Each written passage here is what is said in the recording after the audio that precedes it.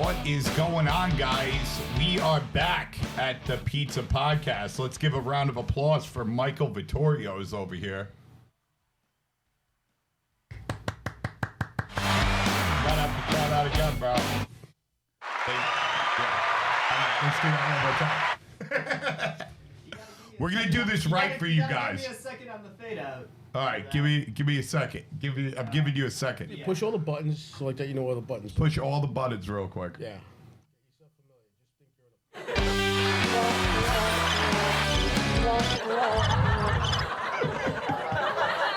Okay.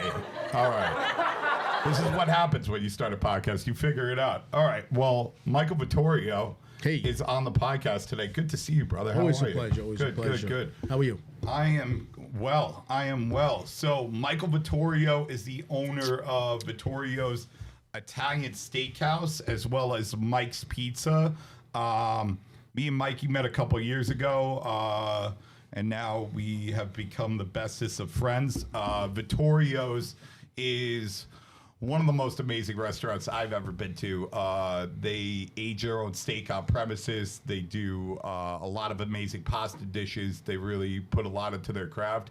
And Mike's Underground Pizza, which is at a secret location, it's available only if you're a member, has exploded in the past few years, and they're doing crazy. So it's great to have you on. Let's talk some shit. So Mikey, how did this all start? Like, where, you're obviously Italian American. Where, how long ago did you open up Vittorio's? Vittorio's opened up in 2002. Okay. February, on Valentine's Day, actually. Valentine's Day 2002. So 2002. So wait, I'm bad at math. It's about 19 years. 19 years. Wow. Yeah, 19 years. So, how did that all get? Like, you started off in the pizza business when you were young, right? Yeah. Yeah. So, how old were you? Your father had a place. So tell me about that. Yeah. I mean, you want to go in the beginning of time? Let's go to the beginning of time. Let's start. Well, it all started. Well, back in I guess it was 1966. My father, he was a merchant marine. Okay. So he worked on ships going to a bunch of different ports throughout the whole world, and he finally got to America. And when he got here, all his friends were here, and they were making money, doing their thing, buying Cadillacs, doing this, sending money home, who's building big houses and stuff. So when he got here, and he docked in Baltimore, he docked at, and he just jumped ship. Jumped ship and just made his way up to Brooklyn. Nice. And worked with a couple of friends in restaurants and pizzerias, dishwashing and things like that. And that's where he honed his craft of making pizza and running a restaurant. And then doing that for about 2 years, a year and a half, immigration came in. Okay. Back in the day, they used to come in with their badges. Immigration, and everybody used to scatter. This is like before ICE wasn't even an agency back then, right? What was it back? I don't know. I mean, it was immigration. It was, customs. I guess I don't know if they had that. Yeah, I don't know if they had that title, ICE. We're gonna have to look that up sometime. But those guys were always around. Right. You know, busted, hardworking Italian Americans. Yeah. So 7 days a week, 70 hours a day, 8 days a week, whatever. And they caught them and they sent them to prison or detention or whatever you want to call it. Detention, or they sent them back to Italy? No, they had to send him to the detention first. Okay. So he stayed there for 2 weeks, and he told me, he was like, listen, Mike, the best 2 weeks of my life. Best 2 weeks. It was vacation. No work. He was getting fed. He was watching TV. He could make phone calls and just waiting for the plane to come in to take him to Italy. Right. So that's what happened. So he went back to Italy. Okay. And he actually met my mom. That's in Italy. Right, in the same town. Okay. In the same town. They met each other, and it just so happens that, the next year, her uncle, my mother's uncle, sponsored the whole family to come over here to America. Mm-hmm. And they had the green cards, Social Security numbers, and everything waiting for them when they got off the airplane. So now she was legal. Oh, wow. Yeah, so she was legal, and she's married to him, which makes him legal. no, then she stayed here for maybe maybe less than a year or so. All right. Went to Italy, married him. Oh, okay. Just so to they're the not peace. married yet. Just to the peace. No. Right. Boyfriend, fiance. Fiance. And married him and brought him right over. Nice. Brought him right over. And then after And that. that's what, like 66, 68? That was, my mother landed here in 67 or 68 on the cusp. All right. And so 69 is when my old man made it here again. Went to all his buddies, worked in the pizzerias again until everybody saved up their money. In 1969, they came out to where we are now, or was, in Amityville. After they had multiple other pizzerias in Flatbush. I think my father had a place in Atlantic City. Who knows, that lasted So he had these pizzerias like after he came over, with your mother, right? Yeah, after he came over, then, all the brother-in-laws and everybody, chipping money, and everybody would buy a place. Okay. So finally, they sold everything they had in Brooklyn, except their apartment, of course, where they lived, off of Court Street, President Street. They came out to Long Island. They found a place over here in Amityville, and that's it. That's where everything started, right there. And they used to travel back and forth to Amityville. I mean, to Brooklyn, till they finally all chipped in and bought a house in Amityville, and they all stayed in that house in Amityville. And when you say all chipped in, we're talking about your mother, your father, and who else? It was my father and the two brothers, my mother's two brothers. So I guess his brother-in-laws. I met. You met Uncle Frank. Uncle Frank. Uncle Frank's a good guy. Yeah, he's a good guy. He's a really good guy. What's going on with him now? He's back in Italia, right? Yeah, he came back here. He did what he had to do as far as, taking care of whatever kids he has over here, and made a couple extra dollars by selling whatever interests he had. And now he's in Italy again full time. Nice. So what what year does Mike's Pizza that your father opened in Amityville actually open? It opened up in 69, just as it was going into 1970. And then what year are you born? 1971. 1971. So 2 years later, little Michael Vittorio Esposito comes into the world. Right. And then how old were you? You started going into work with them? Well, I was born in Brooklyn, and they were still driving back and forth. Okay. So, finally, I was, going on to 2 when they finally bought the place in Amityville. All right. Yeah. And then was your mother working the place? Like, how did that? Like... My mother is a seamstress. She went to school to be a seamstress. So when she first came here to America, Ken Tiles. I mean, you used to always see that sign off of Gowanus Parkway. So she was a seamstress in a big factory over here in Gowanus. Okay. For a little while. But when finally everybody got together, opened up a pizzeria, yeah, she was in the pizzeria all the time, doing what she had to do, make pizzas, waitress, cook dinners, whatever it was, whatever needed to be done. Whatever needed doing. She did it all. Until it got to a point where it's like, okay, well, it's getting busy, and the kids are getting older, and, got another one on the way. Right. What do we got to do? That's it. So now, when did you start going into the pizzeria? Like, how old are you? Yeah. Well, there's a lot of good stories. I mean, that's what we're here for. We're here to hear some good stories. Tell a story. Well, the church that we belong to is right behind the pizzeria. So it was always a treat coming into the pizzeria as a little kid, getting a slice. Sit down. Don't. Sit down. Here's your slice. They cut in those little squares. Right. My favorite part when I used to get to the end of the slice is dunk it into the Coca-Cola. It was just something. I still do it to this day. I don't know what it is. Dunkin' slices of Coca-Cola. Just the crust.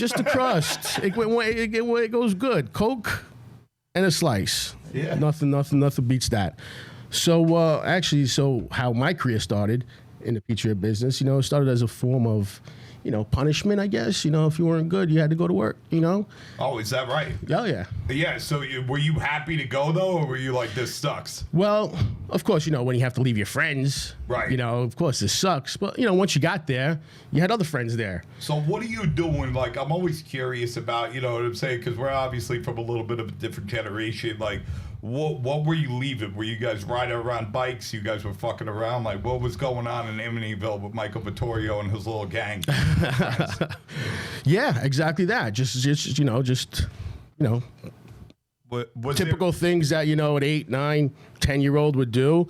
Was it things that like I guess what I'm asking is like, was it things that like, you know, maybe I wouldn't know about, or like your kids wouldn't know about, that went on, that were normal things back then? But like, well, you know, I mean, you start getting, you start getting into teenage years. Then, you know, you have your you do your little bad things or whatever. Yeah. But, you know, when you're still young and kind of innocent, you know, whatever. So when I say got in trouble, it was inside the house, aggravating my mom or fighting with the brothers, that kind of stuff. Okay. Later on, when I became like, you know, 14, 15, that's when, you know, real trouble kind of started coming around. Right. But that's another story. So when was your first? When did you learn how to make your first pizza?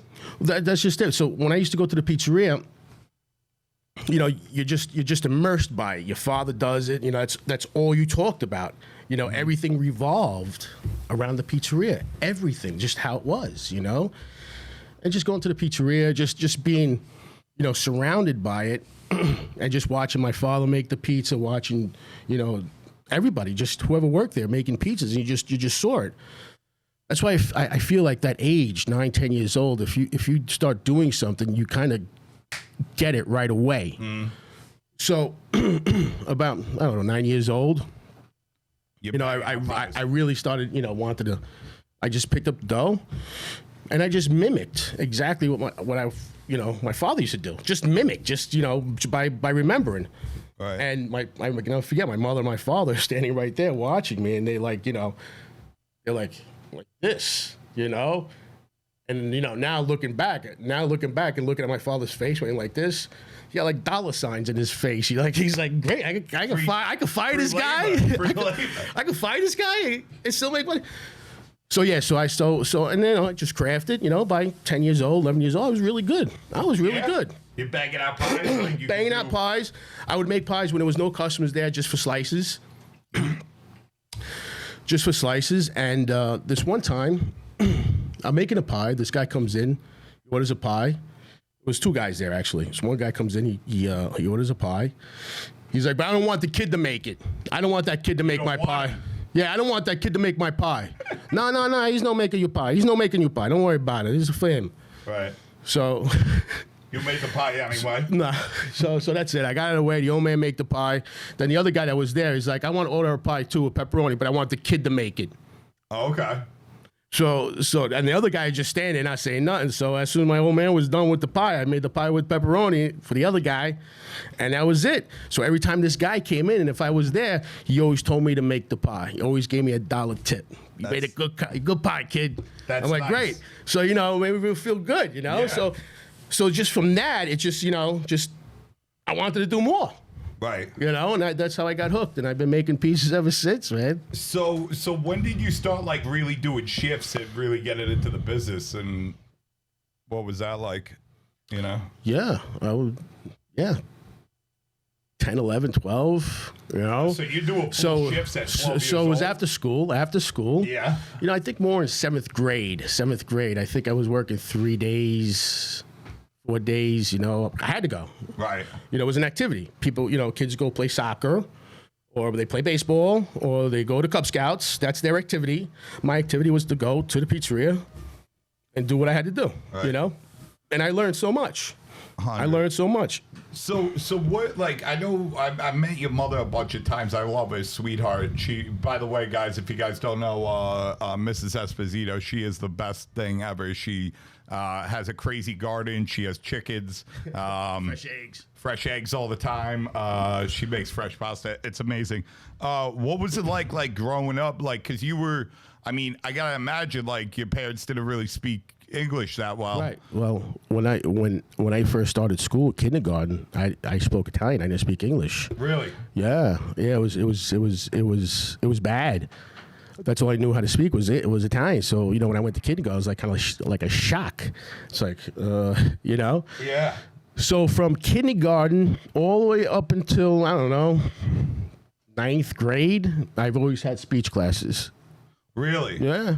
You had to go. What was that called? Like ESL back then? I remember. I think I forgot what it's called. I think every school district called it something different. But was there any other kids that like? Sure, yeah. Long Island's got a lot of Italians in it. So were there other kids in the class that like maybe at least they spoke so you could communicate with them? Yeah, there was Italians over there, but I was in a speech class with a couple of Hispanics, a couple Polish, a Syrian, myself, just learning how to speak English without lisps or whatever, accents. I had to go to the freaking lisp class. I still have a lisp, I think. Yeah, so I mean that's like something that I don't think like a lot of like Italian Americans like think about like how recent that all was, like in the 70s, like there was because that was the second diaspora, I believe it's called. There were two like big Italian immigrations out of Italy. The first one went from the 1880s to the 1920s, and the second one was after World War II. And that's when a lot of guys went to Argentina and Venezuela and Brazil, but also America, like people like your family. They came out of the war. Yeah, Canada, Montreal, Toronto. Montreal, Toronto. I mean, the biggest concentration of Italians is in Canada. The biggest concentrations of Italians in Toronto. Like per capita, you're saying? In North America.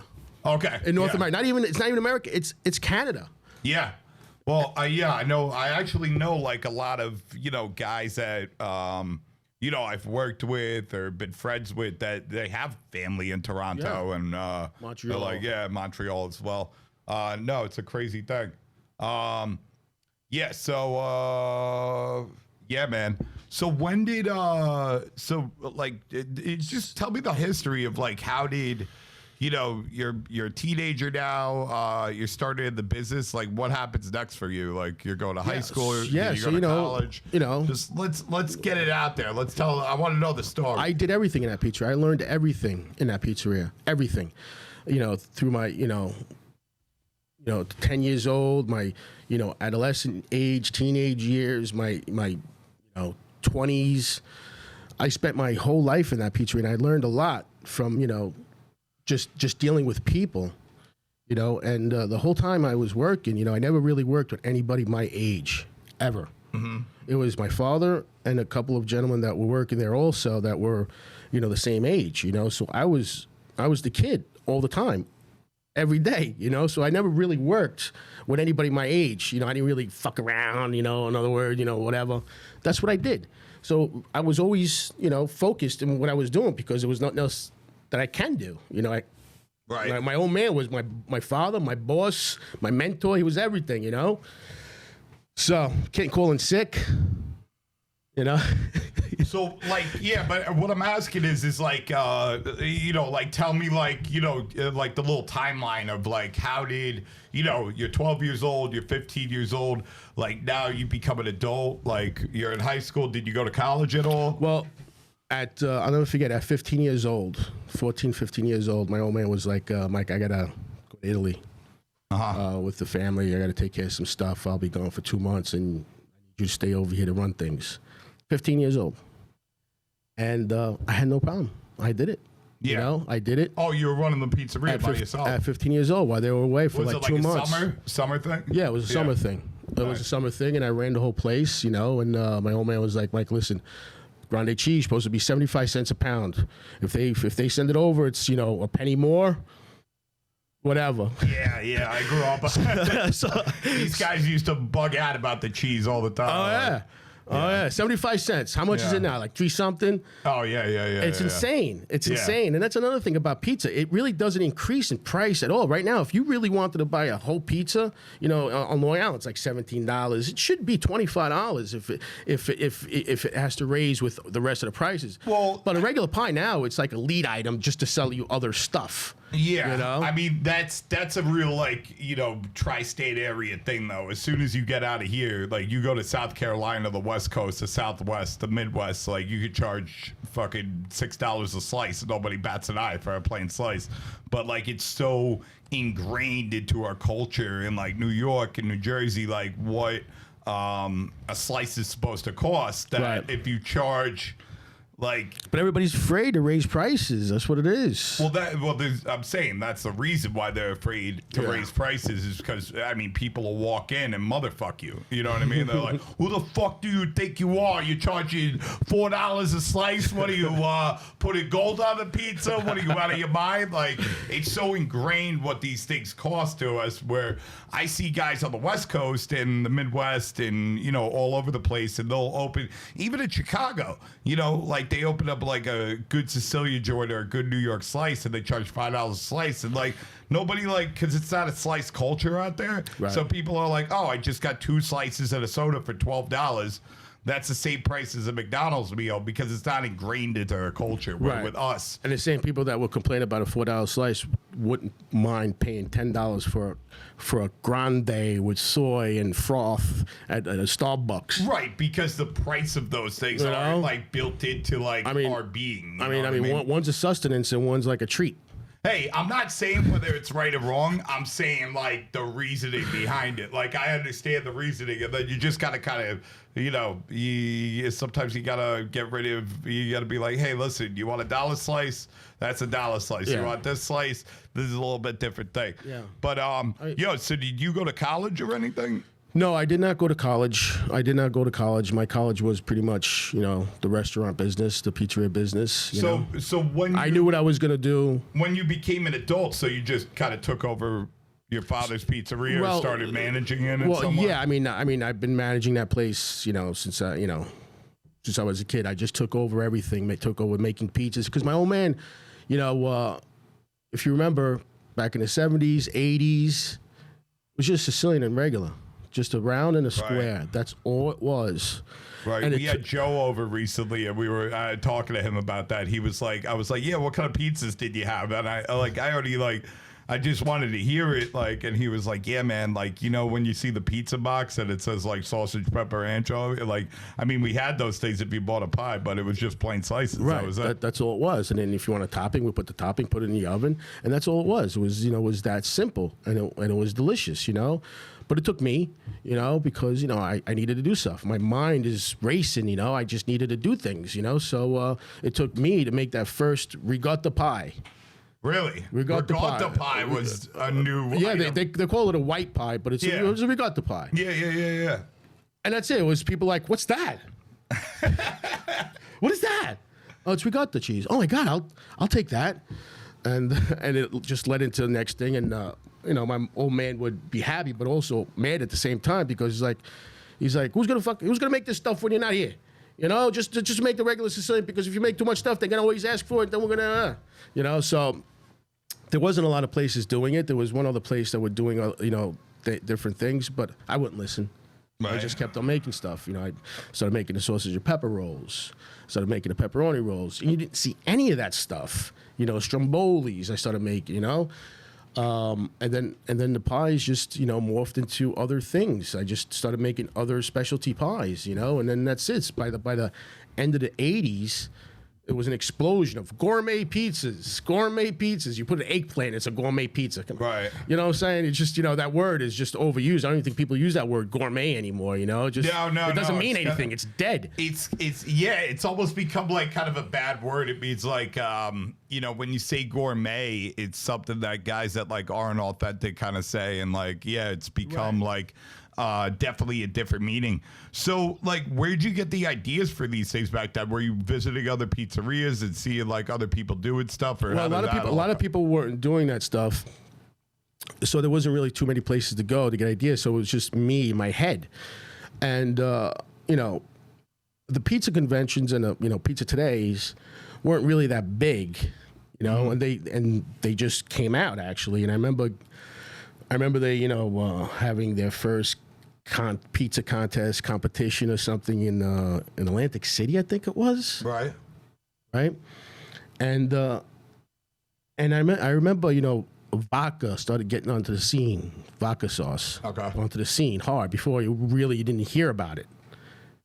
So I learned how to make vodka sauce. I had this cook friend of mine. He's like, oh yeah, this is how you make it. I'm like, oh great, you know. So I made it. We started making pastas with it and whatnot. And I was just like, wait a minute. So I started putting on a pizza. with the peas and the prosciutto. Okay, and I was like, this thing's fucking delicious. You know. Right.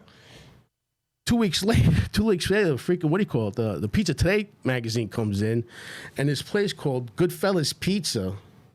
Yeah, in Staten Island. Goodfellas Pizza won the first pizza competition with a vodka pie. Okay. I think it was like 92 or 91 or something like that. I'd have to refer to Levi Chappelle for that one.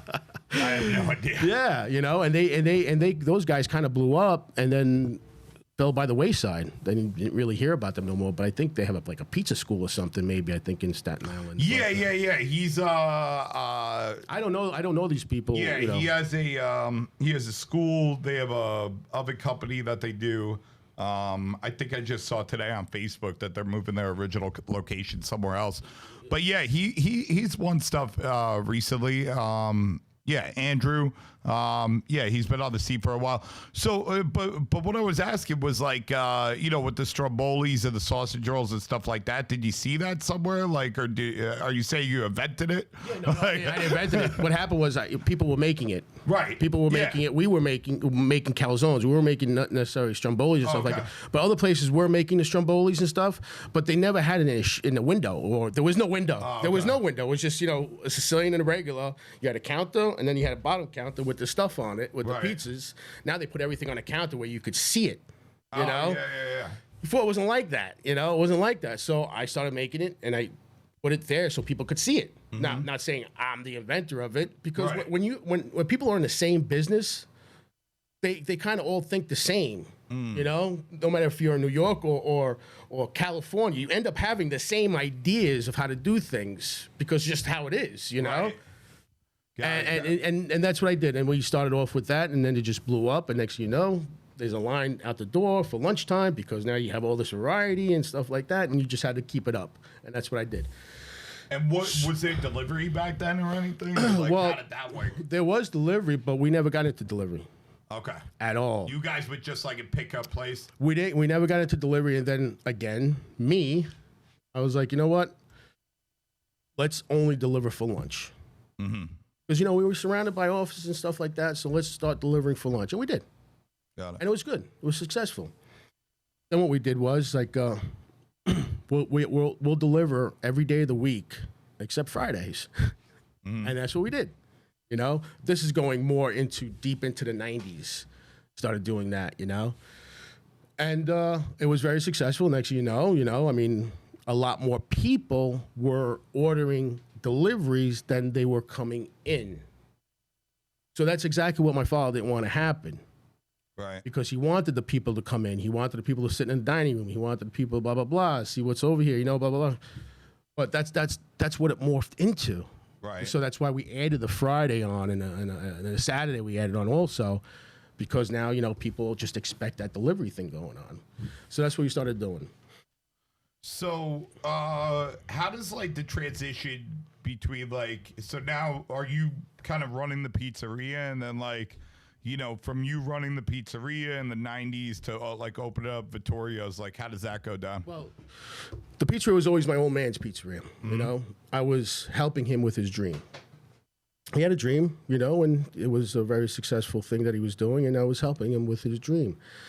By the time I turned 25, now just, you know, 10 years old, 25, you know, I spent a lot of time in that pizzeria. And at 25, I guess I was having a quarter life crisis.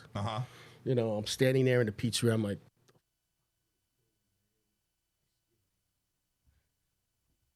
hold on, what happened?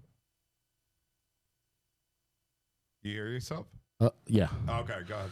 You know, so I had like a quarter life crisis. You know, I just like, you know, what am I doing with myself? This and that, you know. So basically what was happening is I felt like I did everything I could to dough. I felt like I did everything. And my mind was turning to mush. I just needed a challenge. So I told the old man that, you know, so I just have to go. I just have to, you know, find myself. I just have to do my thing. I just have to do my thing, you know. And he didn't want me to go. He's just like, man, you know. So I was at 25. I'm out scouting my own places now. I want to do my own thing. I still don't know what I wanted to do, but it kind of always took me to the restaurant pizzeria type of places, and I kind of wanted to, shy away from the pizza part and do something else. So, finally at age 28, I told the old man, I was like, listen, I'm going to do a restaurant, If you want to do it with me, great. If not, whatever. So, he knew how I operated. He knew how I worked, and he knew that he'd be losing something that he shouldn't, he should invest in. So we started looking for a restaurant, and next thing you know, the place that's actually across the street from Mike's Pizza was sitting vacant for about 10 years, but it was an eyesore. It was falling apart. Nobody looked at it like, oh yeah, I got to have that place. It was just a dump. Right. But then I just kept on looking at the building and just imagining what it could look like. And next thing I know, I'm calling up the owner, and I'm negotiating a price with her to sell the building. Got it. And so your father helped you out with that. We bought the building. So what was the original restaurant idea? And did you go out? Did you go visit places? Tell me about that. This is kind of like a time warp. You know what I'm saying? For somebody like me, you know what I mean? Whoa, I don't know what the fuck was going on in 2000, really. Yeah. It was definitely, I always associated, restaurant, pizzeria as the same kind of thing, It's food. I already knew what I wanted to do. I wanted to, stay away from the Parmesanas and the baked zitis. Okay. I didn't want to go that route. There were plenty of places like that. So I really had a vision for maybe an more upscale Italian, and, I hired this chef. He was a great guy, beautiful guy, and we collaborated on what we wanted, whatever, lamb chops, this, that, we'll do it the Italian way. And, so we put together a really strong, hard menu without the lasagnas, without the, the baked zitis, without any of that stuff, and nobody missed it. You said lamb chops, but what kind of other things specifically? Do you remember at all? Or? Yeah, well, we had steak pizzaiola, Okay. things along that nature of stuff. A lot of stuff also was, things that I thought people would enjoy, tripe with potatoes and stuff like that, because I enjoy tripe, I put that on, and nobody's like, tripe, what's that? That's a lining of a cow's stomach, Yeah. So I try to go that route, kind of like a Lupa in Manhattan, where they Lupa is that the Roman place in Manhattan, and they sell a lot of cool dishes, but sweetbreads, innards. I don't know anything about a lupa. Tell me about it. Well, it was. When did they open? Do you know? No, they opened a while ago. It was a Battaglia restaurant. I definitely think Battaglia's out of that. But the restaurant's actually still there. Oh, it is? Yeah, it's still there, and they sell. It's a Roman from the 90s. Yeah, Something like that? Yeah, they were open already. Yeah, they were open in 2000 or 2001. They were open. Yeah. So, and they were doing because tripe and all those different things. That's a big part of Roman culture. So they were. Yeah, so that's kind of like the route I wanted to go. So you were going over there and kind of looking. Going over there and a lot of these other places. I wanted to do my mother's Sunday sauce. Things like that we grew up with. The Americans really haven't. We just do it like American type of food. Mm-hmm. So I got the chef, and he was a cool guy, but he said to me, he's like, listen, Mike, let's scratch all that. Let's give these people what they want. And what's that? Things that they are familiar with. Let's give them what they want. Once we get them in here and they got what they want, now we'll give them what we want. Because you don't want to scare them off with the menu either. You want to put things that are familiar on that menu so they'll come back. Okay. If they see things that aren't familiar, it's like, So I got the concept. So we went with that. We put regular stuff on the menu. And we'll explain that. Just in more details. Sorrentino, masala, Okay. Things like that. And were you? What was different about you than the regular Italian place that's been there for 30 years? Back then. Well, a lot of places never really sold, whole fish. Whole fish. So we started selling whole fish, and we were carving it tableside. Okay. For a little while. So we started doing that. I really wanted to get more into table service, but there wasn't really a lot of people out there that were educated on table service. Okay. We really didn't have time to train because we had to open up, and I had bills to pay, you know? Yeah. So let's open up. That's why we opened up on February 14th, because I couldn't wait anymore. Okay. So I was like, let's do a soft opening. Let's do a soft opening. So, like, I won't tell nobody. We just took the papers off the windows, had a waiter come in, had a bartender come in, or whatever. Holy shit! It was well, at that time, it was busy. Now looking back, you know, it was like, you know, really nothing. Right. But it was so busy that, you know, and people really enjoyed it. I mean, a lot of people walked out, you know, for free. They didn't pay because it was just kind of like chaos, you know. But it was an eye opener. It was definitely an eye opener for myself to, you know, to get my shit together. Got it. You know, so that worked out really well. And then the whole steakhouse concept came about 2 years later. 2 years after you opened. Yeah. Okay. 2 years later. Fermenting the meat, fermenting the dough, you know, Right. dry aging. Yeah. Yeah, so my first steakhouse I ever went to was a Smith & Wollensky in Manhattan. Got it. The best steak I've ever had. All right, got people, it. you know, steakhouses are like, you know, pizzerias. It's like everybody's got their favorite own steakhouse, you know? Who loves Luger's, who loves Smith & Wollensky's, who likes Gallagher's, who likes Sparks, who likes this, who likes that, no. You know? It's like you're die hard for your favorite steakhouse, you know? Yeah.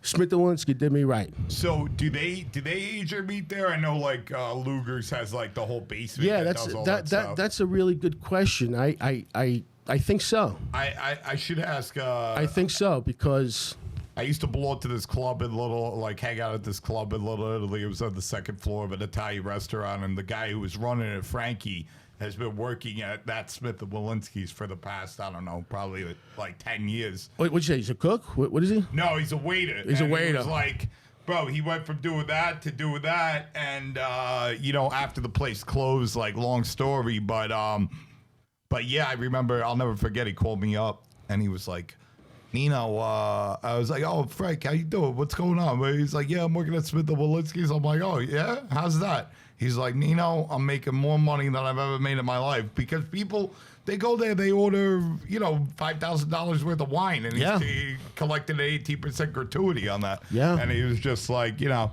But, Yeah. No, it's definitely one of those things where, and I don't want to say it's easy. I don't want to say, you know, having a steakhouse is easy, but it's a little bit more manageable than having, you know, a whole line of burners with a bunch of people sauteing. Okay. You know, cooking steaks, you know, it's an art to it, but also it's just it's a quicker thing. You know, it's a quicker thing than having like 15 guys sauteing. It's hard to explain. So I embraced it. And I brought it to Amityville. So when did you started like aging as soon as you did like the steakhouse? You were aging it right away? Yeah, I started reaching aging. Okay. I started researching it, and you know, the humidity levels and the wind, the airflow, and I was like, let me just give it a shot. So I ordered a bunch of loins, porterhouse loins, and I just started experimenting. I put inside the walk-in cooler. I got a humidity gauge that would read the humidity levels throughout the night. I would just take it from there. I'm like, okay, now I have to buy a dehumidifier, have to set it at this temperature, have to have the airflow and this and that. And it worked. I was getting the flavors that I wanted. You know, I would age some for 80 days, some for 30 days. You know, you get more funk to it. Some people liked it, some people didn't like it, you know, just going with the flow and seeing what the people liked. And like I said, it was just a hit. Next thing you know, I have a whole box dedicated to aging meats. I mean, just row upon row upon row upon row upon row. A whole walk-in box, you a say. whole walk-in box. Yeah. You know, All and right. people love it. You know, especially when they know that you're aging it yourself. Right. You know, you buy the prime. You know, the best prime you could get, and let nature take its course. Yeah, I don't mean to like keep going back to this. I'm not trying to break your balls there or anything, but like I just like I'd love you to take me on like kind of like a journey down like, you know, the mindset and like, I mean, even to the fact, I guess a good way to explain it is like, I mean, back in 2002, I mean, the internet existed, but like, you know, it wasn't really good for anything. Like, how do you even go about doing these things? Is it through books? Is it through magazines? And what does that look like? What was popular back then? Like, I haven't dived into it yet, but I just got, I found it on the street. I found a whole stack of Bon Appetit magazines from like 1987 to 1990. So it's like, you know what I mean? Like, I'm very, very curious about like how not only somebody would have went about it back then, but what were the inspirations? What was the, like, the mindset, and like how did that evolve over like years? Because a lot of things changed from 2005 to 2010 to 2015. Yeah. Well, I actually, you know, went down to the city a couple of times. I went to Gallagher's. If you remember Gallagher's had as soon as you walked in, their box, their meat locker was right there. Right. You saw all the meats aging and whatnot. So I would go there, have dinner, and get familiar with one of the waiters, and just. I've never been. Hold on, I don't mean to interrupt you, but I just gotta say. So I've never been to Gallagher's in the city, only in Vegas. All right. But I'm good friends with the owner, Michael Weinstein. Okay. Yeah, from Arc Restaurant Group. But all right. yeah, we got. I just thought about that. We gotta have Mikey on here sometime. Yeah, you should. Yeah. So you go to. Yeah. So just talking to them. Yeah. You know, and then talking to my butchers, talking to these guys, talking to my butchers, going to Smith & Wensky's, made friends with the bartender there, you know, and talking to the bartender, he would tell me exactly what goes on and what doesn't go on and blah, blah, blah, blah, blah. And that's the way I did it. Mm-hmm. And I just put all the pieces together myself. Good. Nice. So, like, what? It's not I go on Google, you know, or anything else. No Google, you know. Yeah. Did it? I mean, that's how people would. I mean, not 100%, but more or less do it today. There's so many resources out there. You could kind of look like at the history of things, and it's not like a word of mouth thing. You know what I mean? You could kind of get like an idea today of, you know, what was really going on. And if the answer's not there about what was really going on, I can research like what was even available. Right. So if I want to know how people were cooking in the 1950s in you know, Brooklyn, I can actually research and find hardcore answers, right. like factual answers True. to what kind of shops were open and what kind of products were in that shop, and like, you know, because you can't really do what you don't have access to. It's not like you're you don't have the internet where you could just, you know, oh, I want to get some 3-year aged barley miso and get it shipped to my house. Yeah, well, you see social media, how incredible social media is for any kind of business, really. I mean, it truly is incredible. I mean, when I opened, there wasn't any of this social media stuff going on. I actually remember when it first came on, and my PR company that I was using told me, he's like, listen, you got to get this. It's the future. You know, it's called Facebook. You know, it's called Facebook. Blah blah blah. We're telling all our clients about it. You know, we'll set it up for you. And that was the thing. I think I was the first one on Long Island with a Facebook page, fan page. You know, really. I was the first one on Long Island with a Vittorio's app.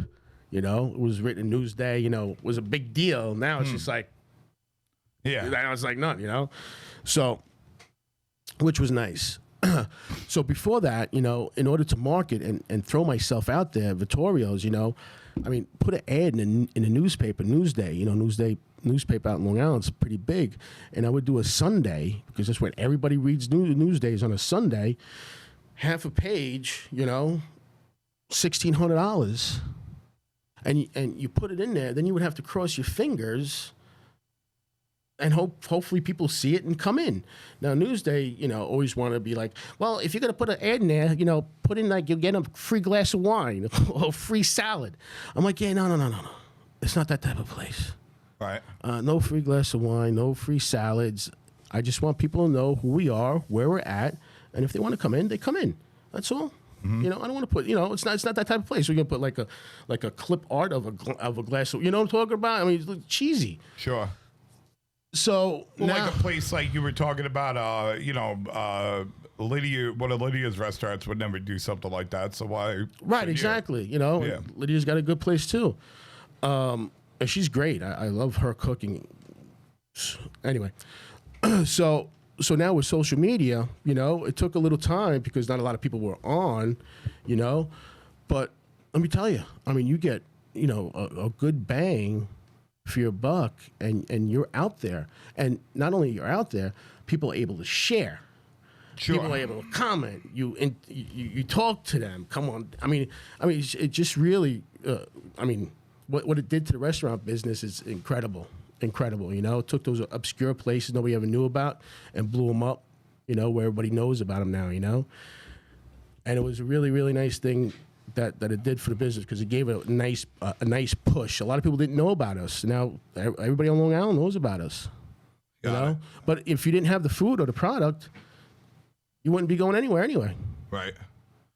Yeah, no, social media has it's done wonders and it's brought so many people like out to the light and yeah, it's a crazy thing. Yeah. So here, let me check the time real quick on the stopwatch. Let's take a quick bathroom break real quick. We'll be right back. All right. So like like you make really great pizza today and everything. What is the I'm sorry. You make really great pizza today and everything. What is like the obviously there's been some kind of evolution to that and everything.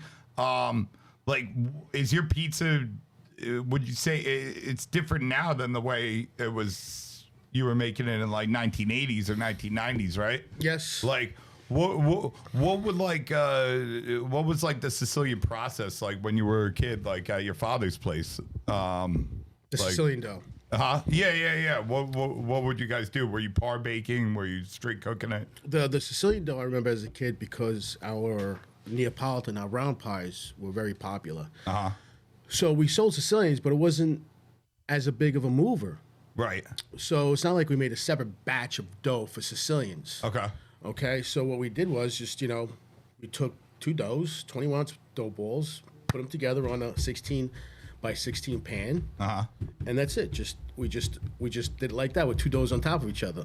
Like, you put two dough? Yeah. I remember going to places and doing that. A lot of places did that because, if the doughs were overproofed, they could use those doughs, put it together without throwing them out. You never threw anything out. Sure. You don't throw anything out. That's how we got garlic knots. Okay. Garlic knots was invented because you don't want to throw out the dough. Let's do so to tie the knot. Put some garlic on it. You don't throw it out. Did you guys have like different size doughs at all? We did at one point. Did you guys have like, I'm sorry, I meant different size pies, like a small, medium, and large? Yeah, we did at one point. We had a 16-inch and an 18-inch. Okay, and what'd you do? You cut some of the dough off? No. No? It was just. It was a 21-ounce dough ball. And you just stretch it bigger for the 18 and stretch it smaller for the 16, The 21-ounce dough ball was good as a 16-inch. When you made the 18-inch, they put less sauce and less cheese on it. So like that, you got the nice fold. It doesn't flop or anything else like that. And that was the thing with it. They also had, wooden boxes. Really? So proof in the dough was a lot different back then than it is now. So when your father opened up, they were still using wood trays? Yeah, I was still using wood trays. Oh, yeah. Get out of here! I remember dismantling them because we were making way for the metal trays. We had metal trays because we had a refrigerator where we had metal trays where we just to slide it out like this. What, and like sheet pan trays or? You know those white trays now? Yeah. It was metal. It was that, but metal. Right, but it wasn't stackable. Like now it stacks and it locks in each other. Yeah, no, sure. these just rectangle with the thing, and you put the dough in it, and you put them in these rolling racks. So it was a rolling rack inside the refrigerator, and it was always a gap. Never crusted because the refrigerators back then didn't have air blowing. Okay. It had the radiator type of thing. What do you call that? Yeah, like what your refrigerator at home has. Yeah. The same thing. Yeah, whatever it's called. There's no fan, there's nothing. So it wasn't blowing wind to crust up the dough. Okay. It just kept it at a really cool temperature. And we used that for many, many years till finally that all broke down. So I've never even seen that that I can remember, but I understand exactly what you're saying. But like, how large was it the same size as the plastic trays? Yes. Like the Yes. oh really? Yeah. And then like it would just be racks that you would just kind of Right. slide into We used the to make the fridge. dough in the kitchen. Then when we let it proof, then we had to carry it physically. Carry it And to the front. So you only could carry like maybe 2 or 3 of those at a time because it would just fall on top of each other. They weren't interlocking. And what was like a pizza? Like what was like the dough recipes back then? Was it just like fill it up, salt, sugar, yeast? Yeah, Like I mean, the process was pretty much Like just run per down se. that process for me. We never used sugar ever. Okay. Okay. My father always used a biga. Okay. He worked for a short time in a bread factory in Italy. Okay. Before he joined the Merchant Marine, but it was one of those pate ferment, I guess if you would call it, where just one dough left over and you just put it in the dough in the thing and that would just You would take like a dough ball from the day before and just throw it in. and it just carries on. It carries on. It was Right. a thing that my father always wanted to do. No. Put the dough. There you go. And It then- feels so much better, because it just carries on the dough from the previous dough, from the previous dough, from the previous dough, from the previous dough, from the previous dough till I finally open up this place. Got it. So what when you guys were doing the Sicilians, like how did you proof them? Was it on top of the oven or and then was it a par bake? When we did the Just run me through the whole process. Yeah, exactly. We put the 2 doughs on top of each other, let it sit there for about a half hour, so like that it just kind of melds into each other. Once it gets to a certain point where it's nice and proofed and there's bubbles, then you just put it out, stretch out the corners, put it on top of the oven for another half hour, and then bake it off. Then you get the 5, 6 Sicilians, whatever you need for the day. And what was the sauce? Was there sauce on it or Yeah, no sauce? the sauce that we had for the pizza, we just put that sauce on there. No water? No water, anything? straight up, just a full Full cupino, scoop. full cupino. Cupino. That's how you say it. Of sauce. And then we just go like this. Till it covers You all hear the that, place. guys? Nice. A copino. That's what Cupino. you put. All you fucking hipsters out there, you put a fucking copino of sauce. A cupino is a ladle. A ladle. See, these are like, I mean, like it's. I think it's so important, like, to get back to like, at least have the knowledge of the original ways that these things were done. You know what I'm saying? Like, and you don't have to do them exactly the same, but like having like that foundation and like the history of where this stuff came from, and Right. because then you're able to figure out the reasonings why and blah blah blah blah blah. But yeah. So you're saying those Sicilians weren't like they weren't like a huge seller. Then it came to a point where it was. Oh really? Then it came to a point where it was where we made a separate batch just for Sicilians. Wow. Yeah. And what years was that around? That was definitely in like mid 80s. Mid 80s. Mid 80s. Yeah. Didn't do that. Oh god. So yeah. So what Well, about again, I did it in the mid 80s because I just got tired of putting the 2 doughs together. Right. You would have to make a whole batch where you just have to put these doughs together. So you're rolling these doughs individually, and then you got to put them together. So why don't you just roll one dough ball? You know what I'm saying? Yeah, I noticed watching you roll dough balls that you kind of do it like the bakery style. Did yeah. you learn that from your father? Oh, 100%, Maybe he yeah. learned that like Yeah, you learn in the bakery and because I stuff. do it like this. Yeah. But, like I've always seen guys like Yeah. I remember like working at like Italian joints too, where they would do like they'd be like, "Oh, you can't do 2 hands," and I'm like, "Get the fuck out of here." I think actually I might be able to do it kind of now. Not as Yeah, I good think as I you. got a video out there somewhere where we're doing it 2 hands. I'm not sure. Yeah? So, I There's a think so. video? I think Mike's so. Pizza? I think so. I think Mike's Pizza video on Brooklyn Pizza Crew? yeah, I think it's there. That's great. Thanks for calling me, Tony. All right, phone's on silent finally. Sorry, guys. Finally. So, yeah, man. I mean, And Yeah, go ahead. with those wooden boxes, let me tell you, they make a big difference, because they suck out all the moisture. It was a really, really good box. I remember when we went from wood and we went to metal. You know, a little bit of difference, but not big difference. You know, you didn't really see a difference. But finally, when that refrigerator broke down, the dough retarder broke down, where we had the metal, we had to get new dough retarder, had the fan, the whole thing. There was no shells, whatever. Okay. So we had to buy the plastic ones. You got the plastic ones. Yeah, And- we were talking about that the other day with Joe, and I mean, I knew it when he said it, like I realized it, but I never really thought about it recently because there's two types of, there's a plastic and then there's fiberglass. Fiberglass. Well, the fiberglass is the one we use. Yeah. I want to do a test to see, you know what I'm saying, what like the cold retention is on those two things. And I'm really interested now. I never even knew there was like metal trays like that, like besides the sheet pan. I'll get some pictures for you. I'll see where I'll dig them up. Yeah, and they had, you know what? Something's telling me, something in my memory's getting jogged where like maybe I was at a place. I think, you know what? I think I saw a place when I was a kid that I might have worked at that they had the metal ones, but they had like tops that slid on, and it was like a handle type of thing on the top where it like slid into there. Yeah, we're gonna have to find all this stuff. I swear to God, like every time I start going down like memory lane, like I remember things that I like haven't thought about in like 20 years. And I'm like, oh, like I went to first time I went to Sal's spot, my boy Sal, you've been there, Joe and John's, and I saw him doing the oil method. I completely forgot that was a thing because like nobody does it anymore. And then I was like, oh yeah, that used to be. I remember learning how to do that. Well, those tins that we put that that tin was full of oil, full of olive oil, and you took it out and you just throw the flour on top. Yeah, those 9-inch tins that we use. Oh, the Camelinis. Yeah, the pizza. Right, the pizza dough trays dough cans. Dough cans. That was full of oil. Yeah, because we used the boxes at Mike's Pizza in Amityville, and then my uncles opened up a pizzeria out in the Hamptons in '72. So both my uncles, Uncle Frank and Uncle Valentino, went out east, and my father kept the place in Amityville.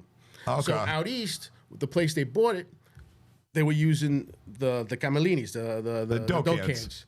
And there, they were making pies, oil method. They were doing it the oil method. Oh yeah, they were doing it. Were they using a screen or no? No. No screens. No screens. So it was like Rose's style, where it was like you would stretch it out, you put some flour, and then you'd put it on the stretch peel. it out, nice, right? Bam, hit it with flour, and then just go like this. So, go like that. So and then the put oil it back side down. up with the sauce. Yep. And That's exactly how they did it.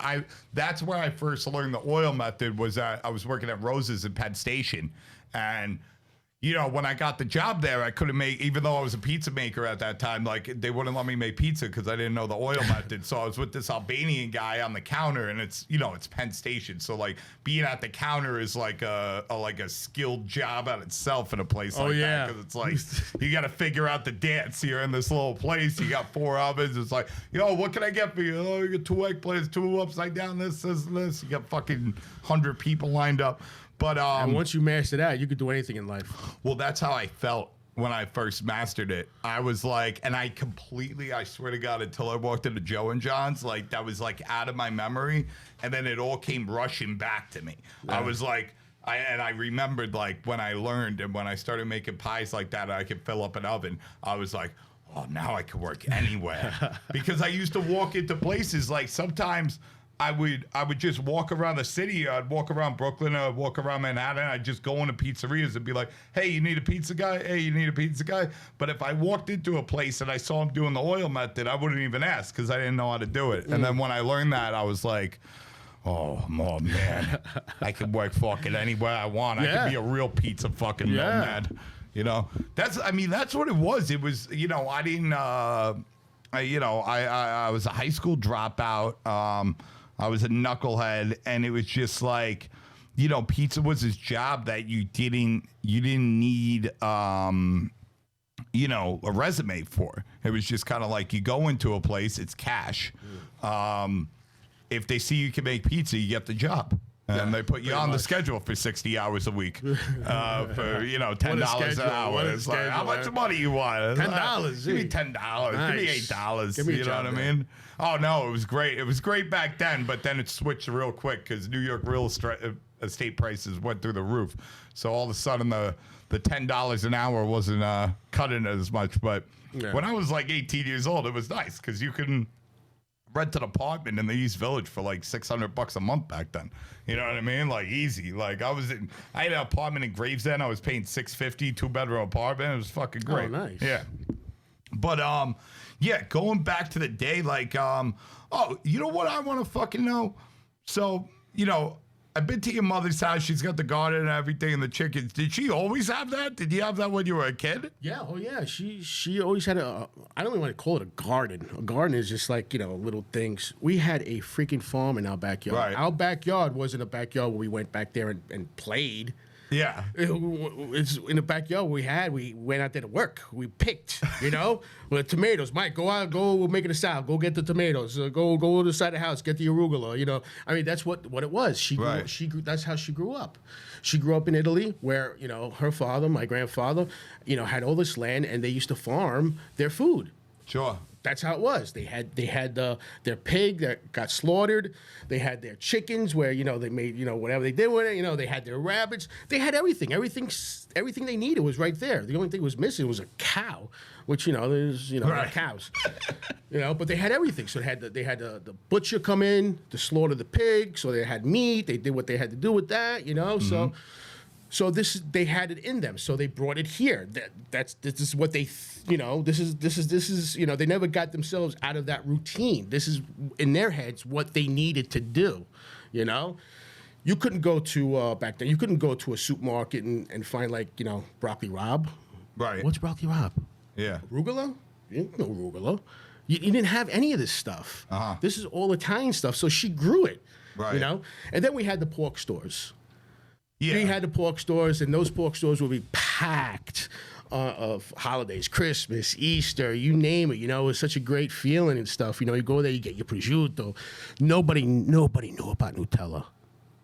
Except the pork stores. You had to go to the pork store to pick up the Nobody knew about Nutella, Yeah. man. It was my thing. Now everybody fucking knows. I had friends coming over. They were like, "Oh, Mike, what the fuck is this? It's delicious. What is this? Nutella. I never heard of it. Nutella." You know, go bring it home to the mom. I can't find it in the supermarket. You know, you're never gonna find it in the supermarket. Now it's everywhere. Yeah. Now it's everywhere, so there's nothing special anymore.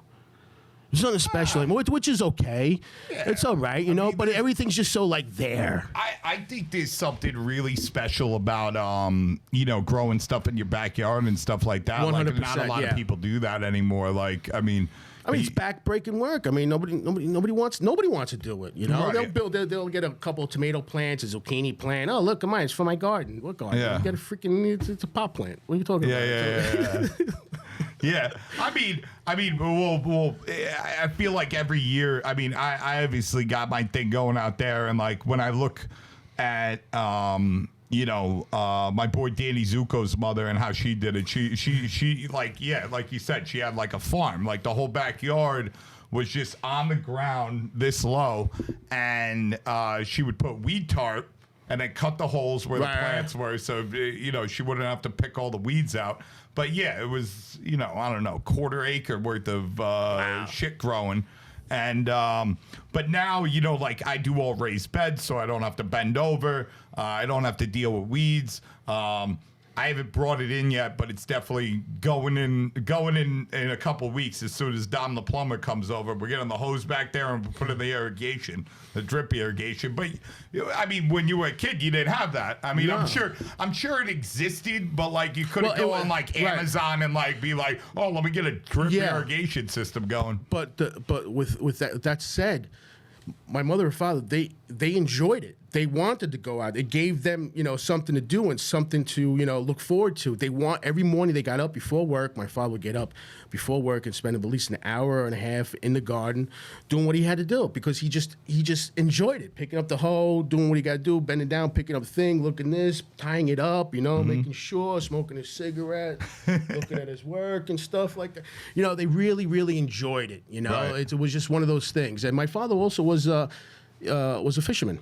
Okay. My father's father, that's what they did for a living in Italy. We lived right by the water there, and they had, you know, those typical Italian little boats that you see, you know. Right. So he was a fisherman. So he really has a passion for fishing, you know, and on his day off, that's what we did in the summertime. we went to Jones Beach. We didn't go to Jones Beach to go, sunbathe and whatever. And play Jones volleyball. Beach over here. Jones Beach over here, We went on the Bayside to go fishing. Okay. We go fishing. I mean, back then, we had a big drag net. My father brought over from Italy. Dragnet. Yeah. Oh, like those. You walk in the water with the poles? No. Professional one. Okay. So we had a rubber raft, and we put this 100 feet long net. I mean, it's a big ass net. Yeah. Like the trawlers use. And we put it on a rubber raft, and then we row out. Okay. Right. So you have about a 50 foot line on one end. You go out and you come to a U and you come back in, and then once you come back in, one person's pulling on that side, one person's pulling on that side, we just pull and pull, and finally when the thing comes in, Jesus Christ, every kind of fish. You can imagine. Striped bass, sand sharks, starfish. I mean, you name it, calamari, shrimps. It was all you in name there. it. Yeah. You name it, I mean, and that's going back then. I mean, right now, if you ever did that now, forget about it. They shoot you. Right. I mean, yeah, I mean, I remember I have like one of my fondest and most like the memories I can recollect a lot from one year we were on the beach, we were in the Jersey Shore, and somebody, it must have been like one of my mom's friends' kids or something that I think they lived down there, and they, grew up on the beach. So they were like master sandcastle builders, and they built like this giant sandcastle that had like a moat, and they dug out like the water that came in, and then we took these like 2 sticks with a net. Like a smaller version. Right. I know exactly what you're about. And you would go out, and then you would go into a circle, and they would put the fish in the different levels of the sandcastle, so they'd be like fish swimming around and little stuff. killies. So then, like after you catch it, like what do you just pick out what you want and like throw it all back? Yeah, well, they try not to waste anything. Oh, they take it all. Oh, they take the starfish. We took it all. And as the day was progressing, and you could see it starting to get a little bit darker. That's when we dig a hole, collect all the sticks, and build a nice big fire. On the beach. On the beach. Really? Like I said, this is back in the day. Nobody said anything. You know. Sure. Striped bass, throw it on there. Crabs, we used to cook everything on the beach, whatever we caught, and whatever. Just over a wood fire. And he bought the grate and whatever wood. Did you have any condiments, or like was it just you sucking? Yeah, salt and lemon. Salt and lemon. Salt, lemon, olive oil. My mother would bring. That was it. That's just it. In a bag. That's it. That's fucking. There's something beautiful about that. I almost like want to go out to the beach and fucking do that. And while we were fishing, my mother and her sister and whoever else was there would clam. Okay. So they would clam, we would fish. They would catch like bushels of clams. Really? I mean, just because they just love doing it. I mean, they just did it. I can't stand clam. How the fuck do you clam? I don't even know. They have to dig with their means. feet like this. You just see a bunch of people out there going like this, like doing a twist. In the water, in like the ocean or in the bay? In the bay. In the bay. In the bay, yeah. And they feel whatever, reach under and just collect. I mean, bags. Wow. They bring a pot. We put the freaking pot over there and just steam up the clams. They open up. Oh yeah. That's crazy. People bring food and go into the concession stands. Meanwhile, we're just pulling out the food from the water. Yeah. Well, like, I never ate it because I was like a fucking spoiled fucking 80s brat kid. But that was, my mother used to take us crabbing. We'd have the cage, and then we'd have a bunch of fishing lines that we'd put the fish heads on. And then we'd tie them to the dock in the bay, and then we'd pull up all these crabs. And her girlfriend Bonnie, we'd take it all back to her house, and make a nice crab sauce. Sucking the. Oh man, she was like an animal with it. She would just because they were like blue crabs, and she would crack them up. She'd be sucking everything out. We'd be eating macaroni and cheese or something like that. You know what I mean? You're all pissed. Bro, we had zero appreciation for, all the things that I have appreciation for now. We had none of it when we were a kid. Because, but isn't that the case with all kinds of kids? Well, I think it was a sign of the time. Well, I think what happened was, you know, my father's generation, it was just kind of like, you know, whatever my grandfather wanted to eat, whether that was like stuffed clam or calamari or whatever the fuck it was. And my father would, you know, he would think that was like disgusting and, you know, but it was like a situation where it's like, hey, man, we're not making fucking separate meals over here. You know what I mean? You're going to eat what's on the table. So then when he had me, he kind of like, I guess he didn't like that, that, you know, situation. And he kind of like looked back at it badly. So it was just kind of like, you know, all right, we'll let you eat whatever, you know, you want to eat kind of thing, which I don't think either of those are the right thing. I think the thing that he did was even a little bit more wrong. But I think there's like some, you know, there's something in between those two things where it's like, all right, I'm not going to make you eat fucking tripe.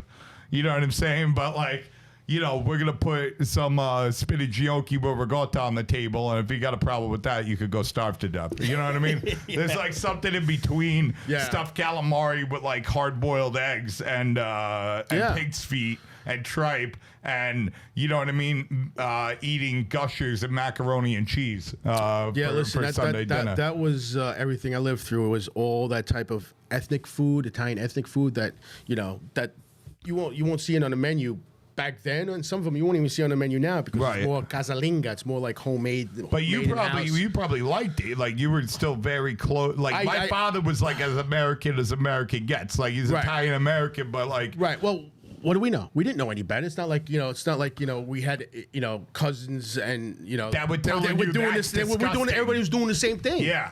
You know? Well, that's what I think he had. He had so many people around him, probably growing up, that would look at that and that would be like, "Oh, that's gross. Why would you eat that?" Blah blah blah blah. So that puts a thought in your head. Right. But in your case, it's just like, no, that's what I've been eating since I'm 3 years old. You have your American friends come over and it's dinner time and they come in and they look at your plate and they see a hoof. They see a pig hoof in your plate with the nails like this. Like what the fuck is that? It's like, yeah, no, it's pig feet. You want a bite? Like it's a hot dog or something, So let's. But I was the opposite because here we are eating this real ethnic Italian food and you go to your friend's house and they have man, how come you can't cook whatever fucking hot dogs or how come you can't do a hamburger, I can't do grilled cheese I was like, if you want that kind of shit, then go to your fucking friend's house. This is what we eat over here, all right? And then as you get older, like you said, you start appreciating things like that. Because nobody cooks like that no more. Nobody. 100%. Nobody. What kind of other things do you walk me through days and weeks at the table at Mikey's house? Like what kind of things were that? Well, pasta fazool, pasta lenticchie. I used to get really upset. My mom, bro, listen, you're gonna have to explain this. We got a lot of people listening from the West Coast and the fucking Midwest, and we got a lot of Almenigans listening to this stuff. Pasta fazool. They don't understand what you're saying. They gotta know what pasta fazool is. You gotta describe. But what was your pasta fazool? Could be different things. Though. What was yours? Pasta fazool, pasta lenticchie, pasta fusilli. I gotta go through all of them. Pasta banan. All the. Explain it. They were kind of like soup slash stews. I know what they are, but tell me pasta. Pasta banan is pasta with potatoes. Okay, and what else? Pasta lenticchie is lentil with pasta. Lentil, what pasta? Else? What kind of pasta? Like broken spaghetti. Broken spaghetti. All right, now you're doing a little better over here. Broken spaghetti. You got what else? Pasta banan, pasta fazool, pasta lenticchie, pasta pizza. Okay. Now you're off track again. Pasta pizza. Pasta basili, broken spaghetti. Yes, what else? All broken spaghetti. Only broken spaghetti in the pasta? There's no onions, there's no garlic, there's no. Okay, let's go through it. They pretty much had the same ingredients, except one would have potatoes, one would have lentils. Sofrito. Yeah, it would have all the same base, an onion and garlic base, water. Okay. You stew it down, make it nice and thick with the pasta, with the beans or whatever, and you get nice soup. But it's really, really simple. All right, so let me explain this to these Almenigans out there. So what he's saying is you have like a mirepoix or sofrito with garlic. Some of them are white, some of them are red, which means that you would stew some tomatoes in it, and then squeeze a fresh tomato in it. And then the differences is, pasta fagioli is, different types of pasta are in different ones. So some of them that you'll have these little like... And these are peasant foods. Right. You see, because you eat pasta and potatoes. They have all these carbs in it, to make you, feel full because, that's what they ate when they were poor. Sure. Whatever stale bread they had to throw it in there like a ribolita. Ribolita is just like, right, whatever. This pot's been going for 3 years, and we just add stuff to it, and just take it out as you need it, Everything's in it. I just actually found out that I've been reading this book that's all about all that, how people ate, back from like the 1880s to the 1920s in Italy. I mean, first of all, it's called Chewing the Fat: The History of Italian Foodways from Fascism to Dolce Vita. And it's, this kind of oral history that, they interview all these grandmas and stuff like that. And it turns out like ribollita was actually not really put together as a recipe until like the 1940s or 50s or something. And what it was off of was, because all these people, they were cauldron cooking. So it's like you said, but there wasn't a standard thing for it. It was like... Well, ribollita means reboiled. Right. But now you can find a recipe for ribollita that's like, put this much tomato, put this. Where back then it was standardized as a... it was standardized because it was like a nostalgic thing because people grew up where it was just like, oh, you got a cabbage core, you got a rind of Parmesan, you throw that in the pot, 100%. and it's cauldron cooking. 100%. It's substance cauldron cooking. And now it's gourmet. Yeah. Now it's gourmet. Well, 100%. Right. All peasant foods now are served in white tablecloth plate restaurants. Well, the whole thing this book is about that's really incredible is it's like we call those peasant foods, but the reality is like it wasn't as simple as that because flour and pasta were things that you only got on holidays and for special events because they were very expensive back then. And I would have never thought that. I would have been like, wait, what do you mean? You get flour. Flour's like the cheapest thing you could buy in the grocery store. You got flour, you got water, you make a yeast, you make a bread, no problem. And it's like, nah, man, like even what we consider whole wheat was, it was expensive. It was really like for the nobility or for like special events. Like if you were a sharecropper, your padrone would they'd hook you up like on right. Easter, on like Christmas and this and that. But that was it. Like if you got, and I mean obviously all the situations weren't the same. Like there were stories about like this one woman, her father wasn't rich, but he was a taxman, and back then the taxman would go to the farmers who you got to remember. You're a farmer back then. I mean, there were some homesteaders, but the homesteaders were kind of like a rare breed. Most of them were either sharecroppers or like some kind of like peasants, depending on the time that we're talking about. But it was, that stuff, it's theirs. It's your padrone. And the deal was supposed to be you split it, right?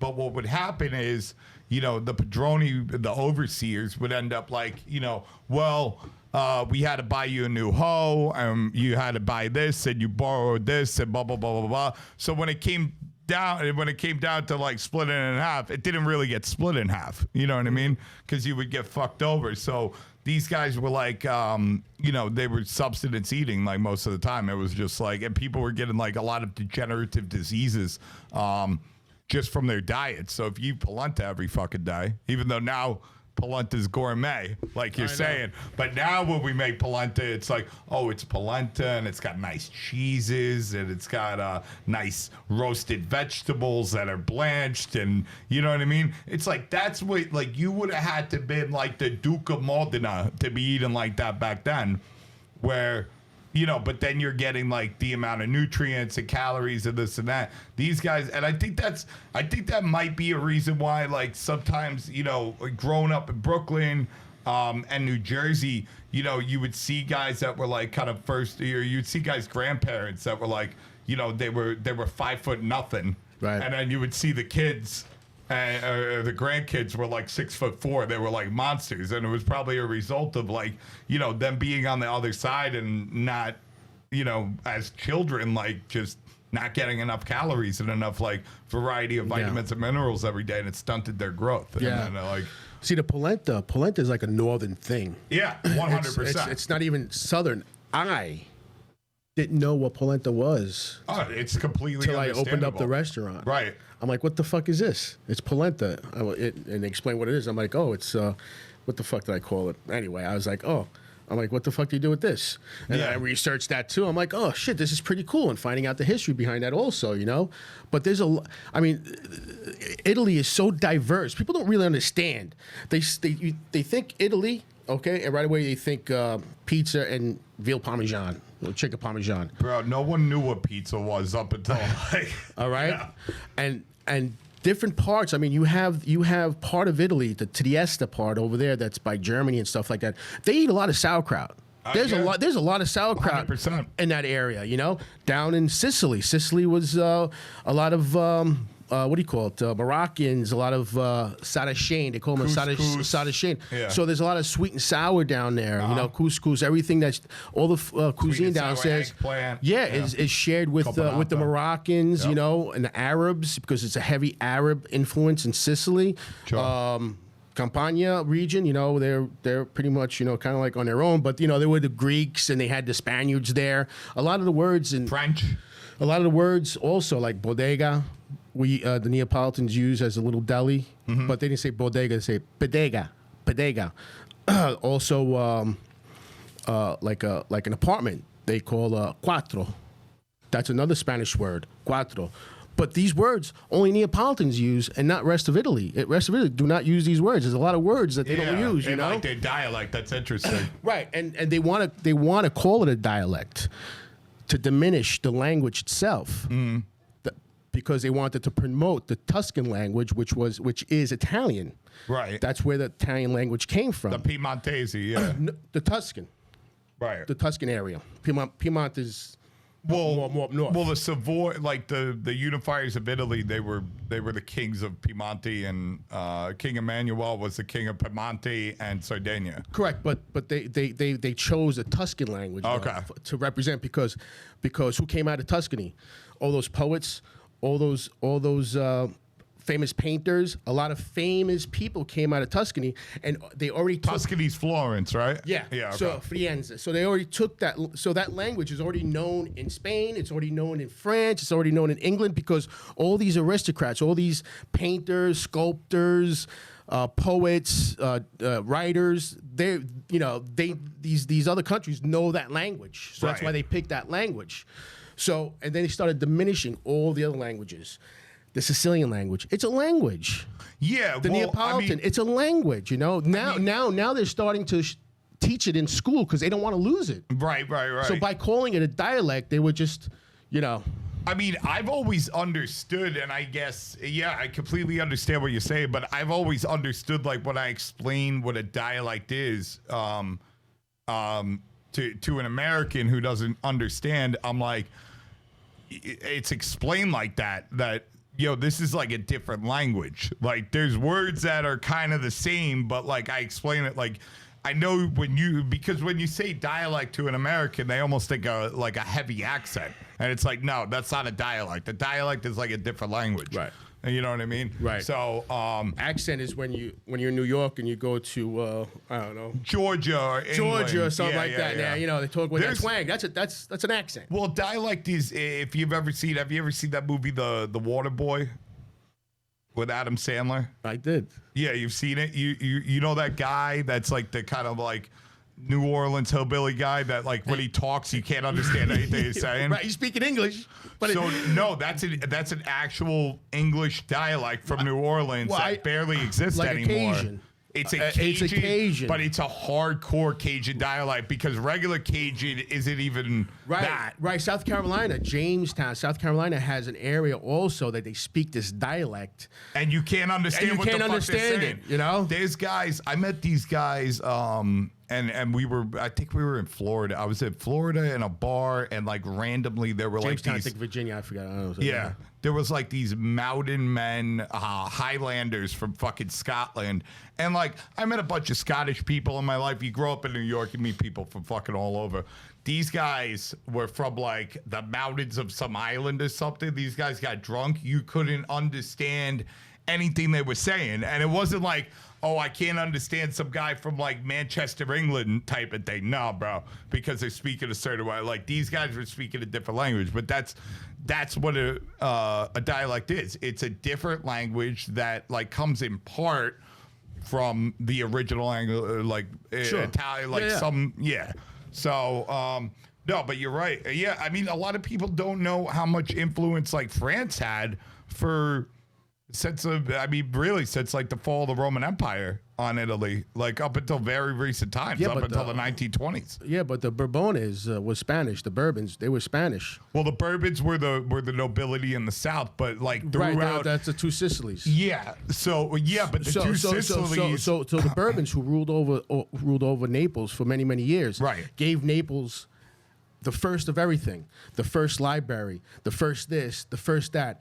Naples is so much full of art and architecture and history that a lot of people don't know about, because Garibaldi, he massacred so many Neapolitans because they resisted. They didn't want to be part of this thing they were doing. Right. And they totally massacred these people to make them fall in line. They would hang their heads in a square, put them in cages. There's a whole museum. Well, yeah, they had to. I know exactly what you're talking about. Here, so- hold on. I gotta grab this book real quick. Give me 1 second. So, because I know exactly what I just got this book studying this.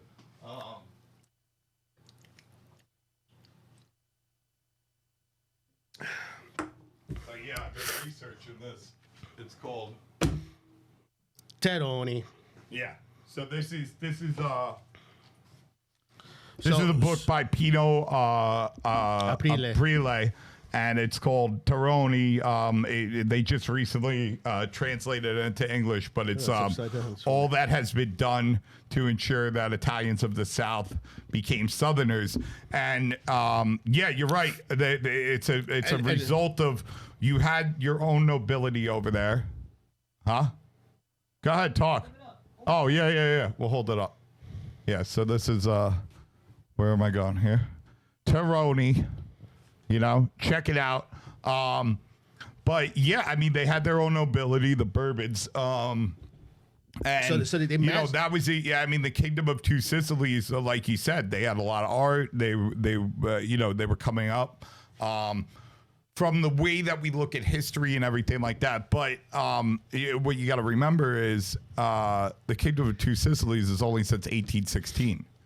Now, before that, you have the Papal the States. Byzantine empires Yeah, the ruling Papal Puglia. States. You have the Papal States, but then France takes Yeah. over. Then the Spanish take over. You have 1,500 years, right? So the fall of the Western Roman Empire is in like 483.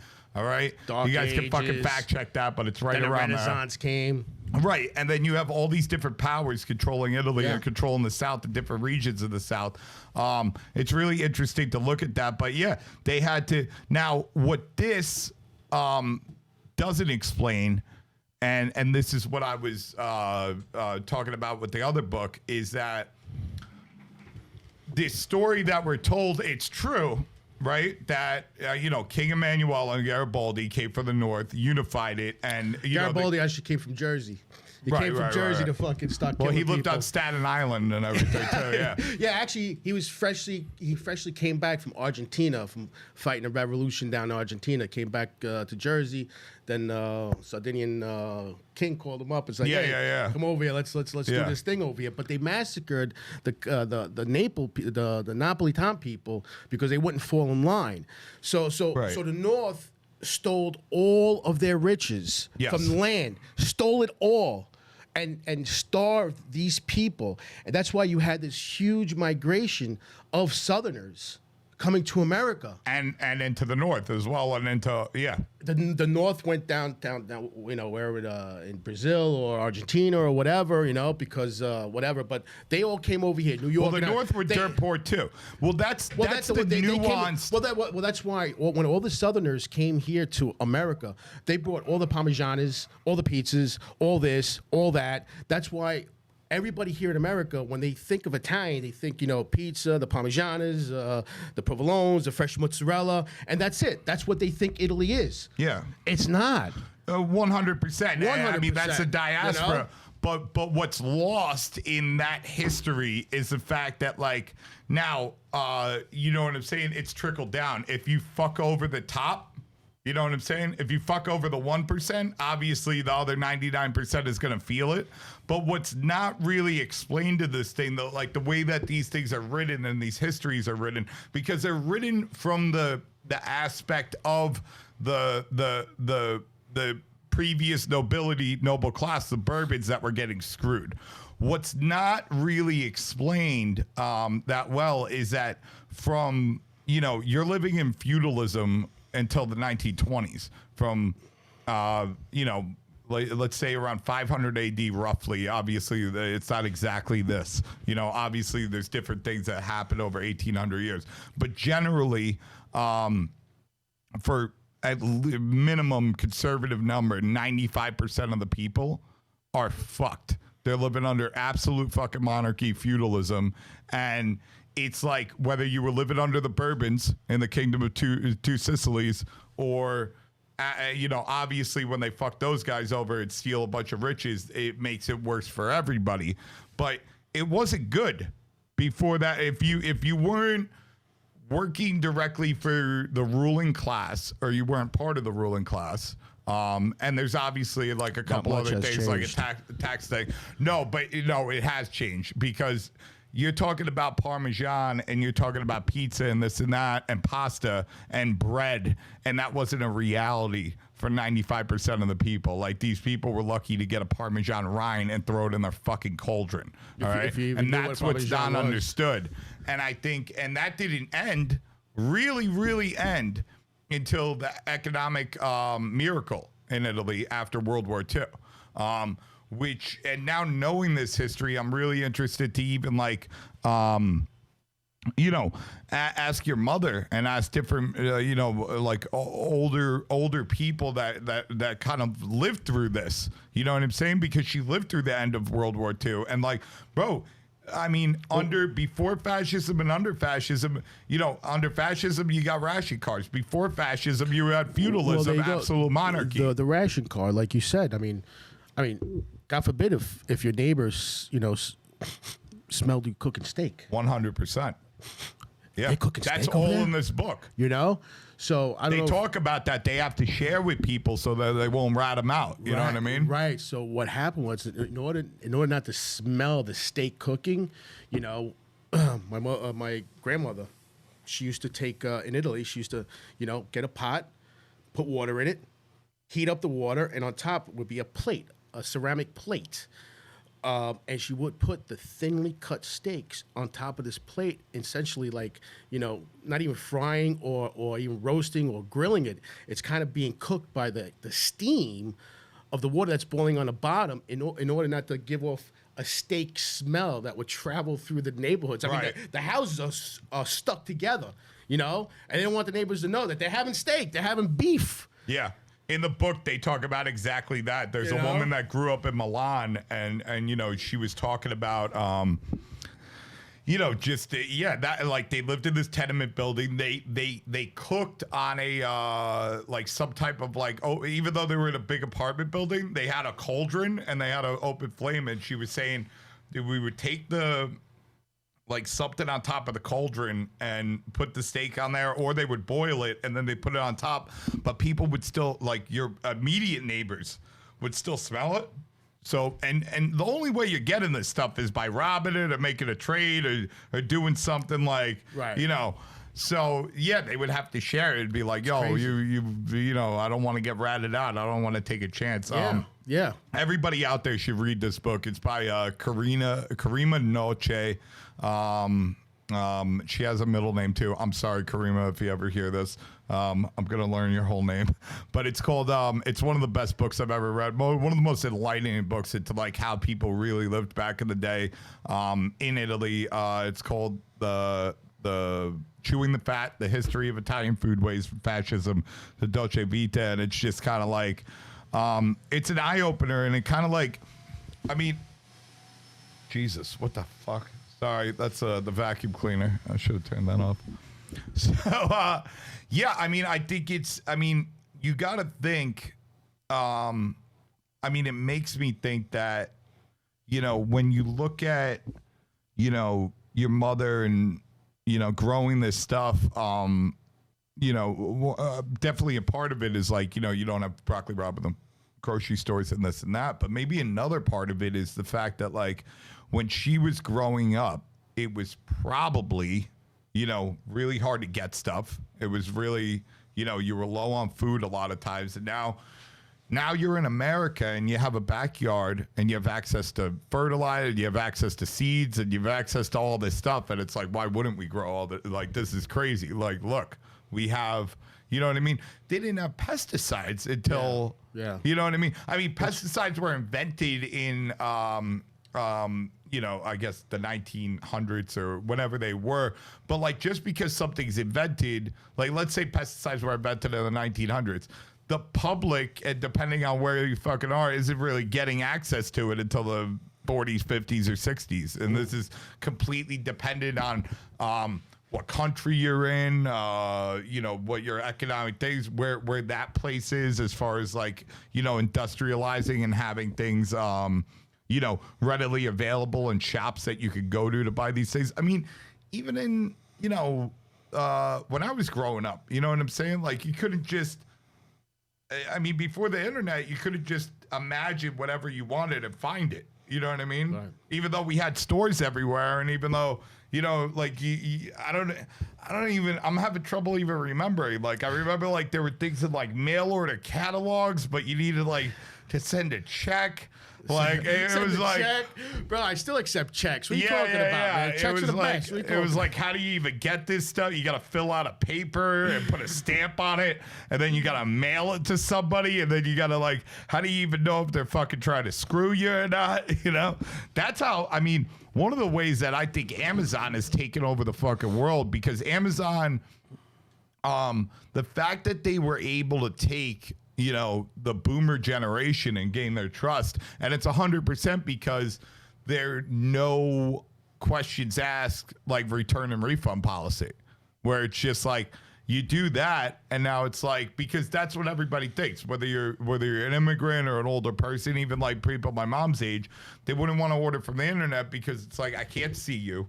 I don't know who the fuck you are. How do I know I'm not getting robbed? If I get the wrong thing, you know what I mean? Right. How do I know I'm going to get my money back? Yeah. But doing that, and it's just like, oh, you just have this common knowledge that, like, oh, if I get the wrong thing or a piece is missing or blah, blah, blah, blah, I call them up. They're going to send me my money back. They're going to send me a new thing. They're not going to ask me to return the other thing, because that's a pain in the ass in itself. It's like, oh, I got to return this broken thing that you sent me. Now I got to go find a fucking box. I got to find a FedEx store. You know what I mean? I got to open an email. I got to print something out. You know, my mother would be like, I mean, I barely know how to do that. I mean, I should know how to do that. I'm a fucking moron for not. But I barely know how to do that. Could you imagine my mother or your mother, like, trying to be like, hey, you got to open up your email, then you got to print out, like, some return label, and then, but they were geniuses for doing that. But, and I digress.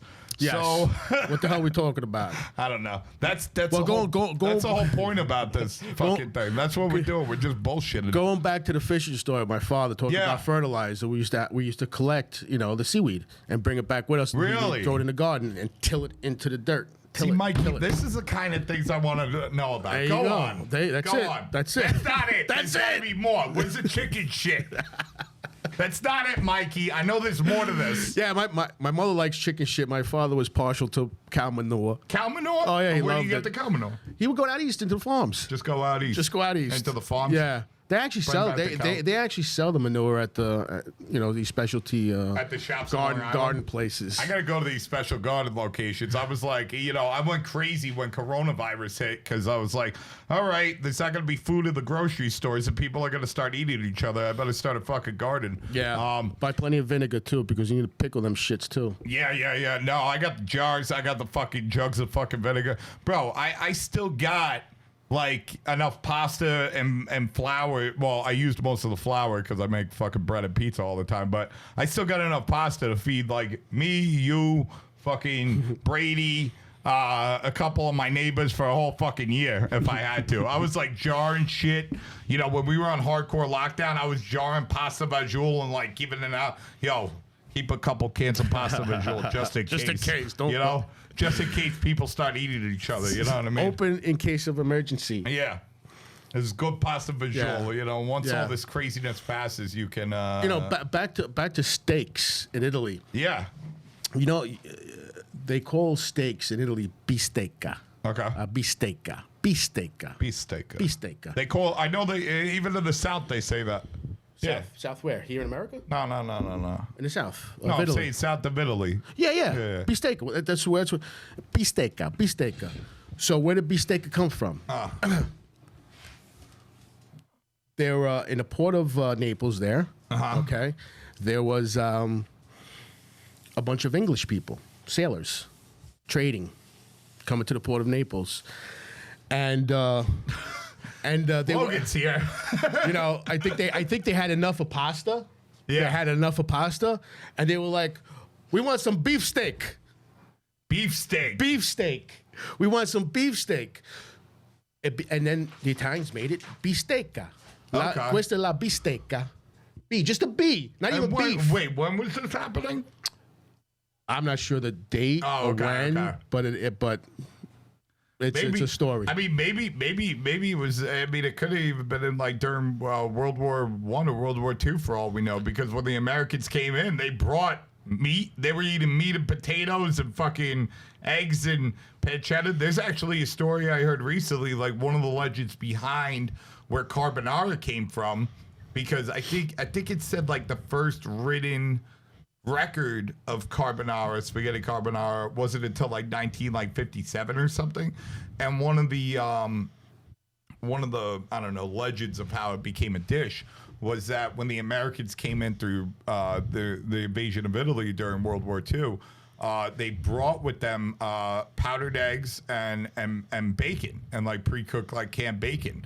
And the Italians took this, and in the South, it took spaghetti, and I think that's a little homework that I need to do also, because the other story I heard was Garibaldi's soldiers were called carbonaros. So I heard it came from them. Explain the story. Tell me the story. Well, the story I heard that the carbonaros, they were just they were always dirty, black in the trenches, face all dirty, and the pasta dish is full of pepper. Okay. Full of pepper, right? And so the carbonaro. So they invented the dish and they named it after them because they were dirty. Yes, that's the story I heard, but it's something that we need to delve a little bit more into. The other legend is that, I mean, these are all like, there's no real answer but to this. We'll pinpoint it. I mean, we could definitely do a little history lesson and see. Other people have definitely looked into this. The other one is that, and this is probably the most full of shit one, but I think this is actually the most popular one, is that, guys working at coal mines, right? Where?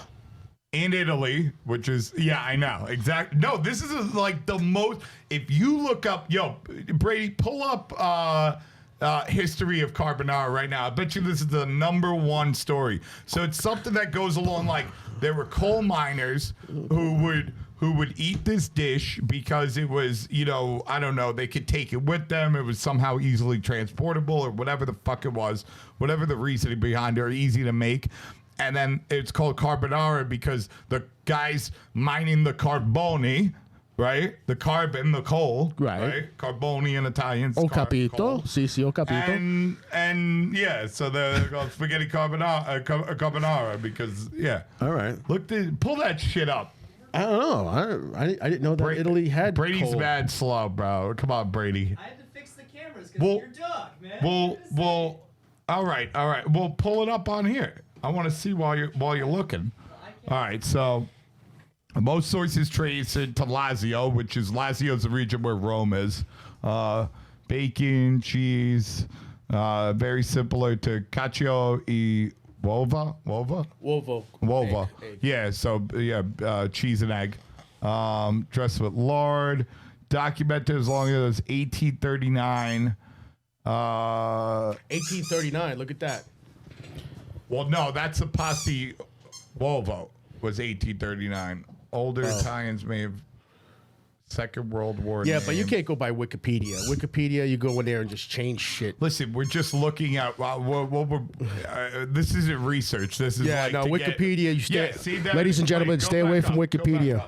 Don't stay away from Wikipedia. Stay away. And gentlemen. It's fine. Look, so the charcoal men, secret society, provided early repressed stages of the unification. It seems more likely that is an urban dish from Rome, perhaps popularized by the restaurant La Carbonara in Rome. And there you go. So we're all wrong. No, but look, spaghetti carbonara unrecorded before the Second World War. Notably, it is absent from Ada Boni's 1930 La Cucina Roma. So that's where the idea, see, and then it says it all right here, right, that it was probably the Americans because that brought over, this egg when they were coming through, because why wouldn't, if it was a Roman dish, like everybody says, and from the charcoal workers and all this bullshit, then why is it showing up in cookbooks? You know what I mean? It doesn't make sense because it wasn't like people weren't writing cookbooks. Oh, great. Hold on. We got to take care of the dog. I'm sorry, guys. I'm like all in it. Hey, asshole. What are you doing? Yeah, let me see this. We're gonna put this up here. Why don't you stay right there and stay right there and hang. He's funny, right? Give him some carbonara. Bro, he's funny. You see, I love Logan. He never plays with this thing. You know why he grabbed it? Because it makes noise, and we're ignoring him. We're ignoring him. Bro, we're ignoring him. You're a good boy. Yeah.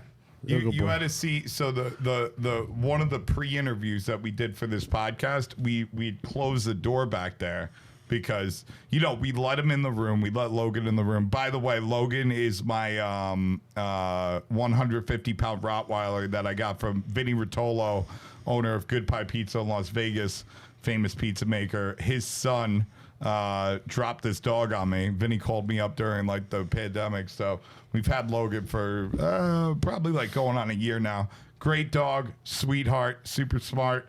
But he loves being around people. We closed the door, and he was biting. It's the door's on wheels. He was biting the door and sliding it out, and then I was talking to a guest, and Brady got up, and Logan loves Brady. Brady got up, who's our producer, by the way, and he opened the door, and this dog was snarling at him. And I didn't know about it. He didn't tell me because I was in the middle of doing this thing.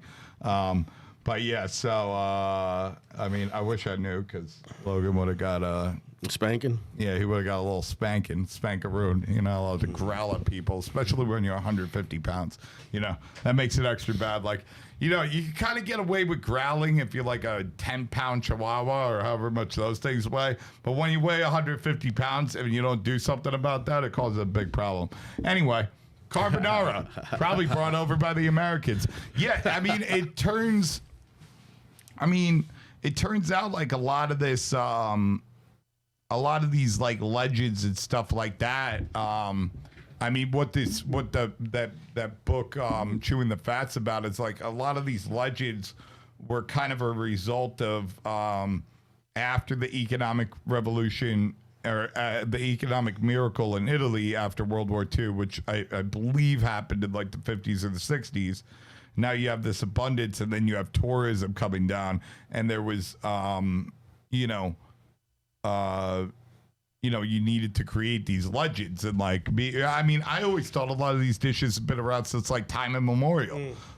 I always had the idea in my head that kind of no matter who you were, whether you were a peasant or a serf or whatever, like you could get your hands on some flour and blah, blah, blah, blah. I mean, it turns out it's a lot more complicated than that because you don't have industrial mills. You don't have, like, if you grow an acre of fucking wheat back before, I mean, really, like, for all of Italy, like, before World War II,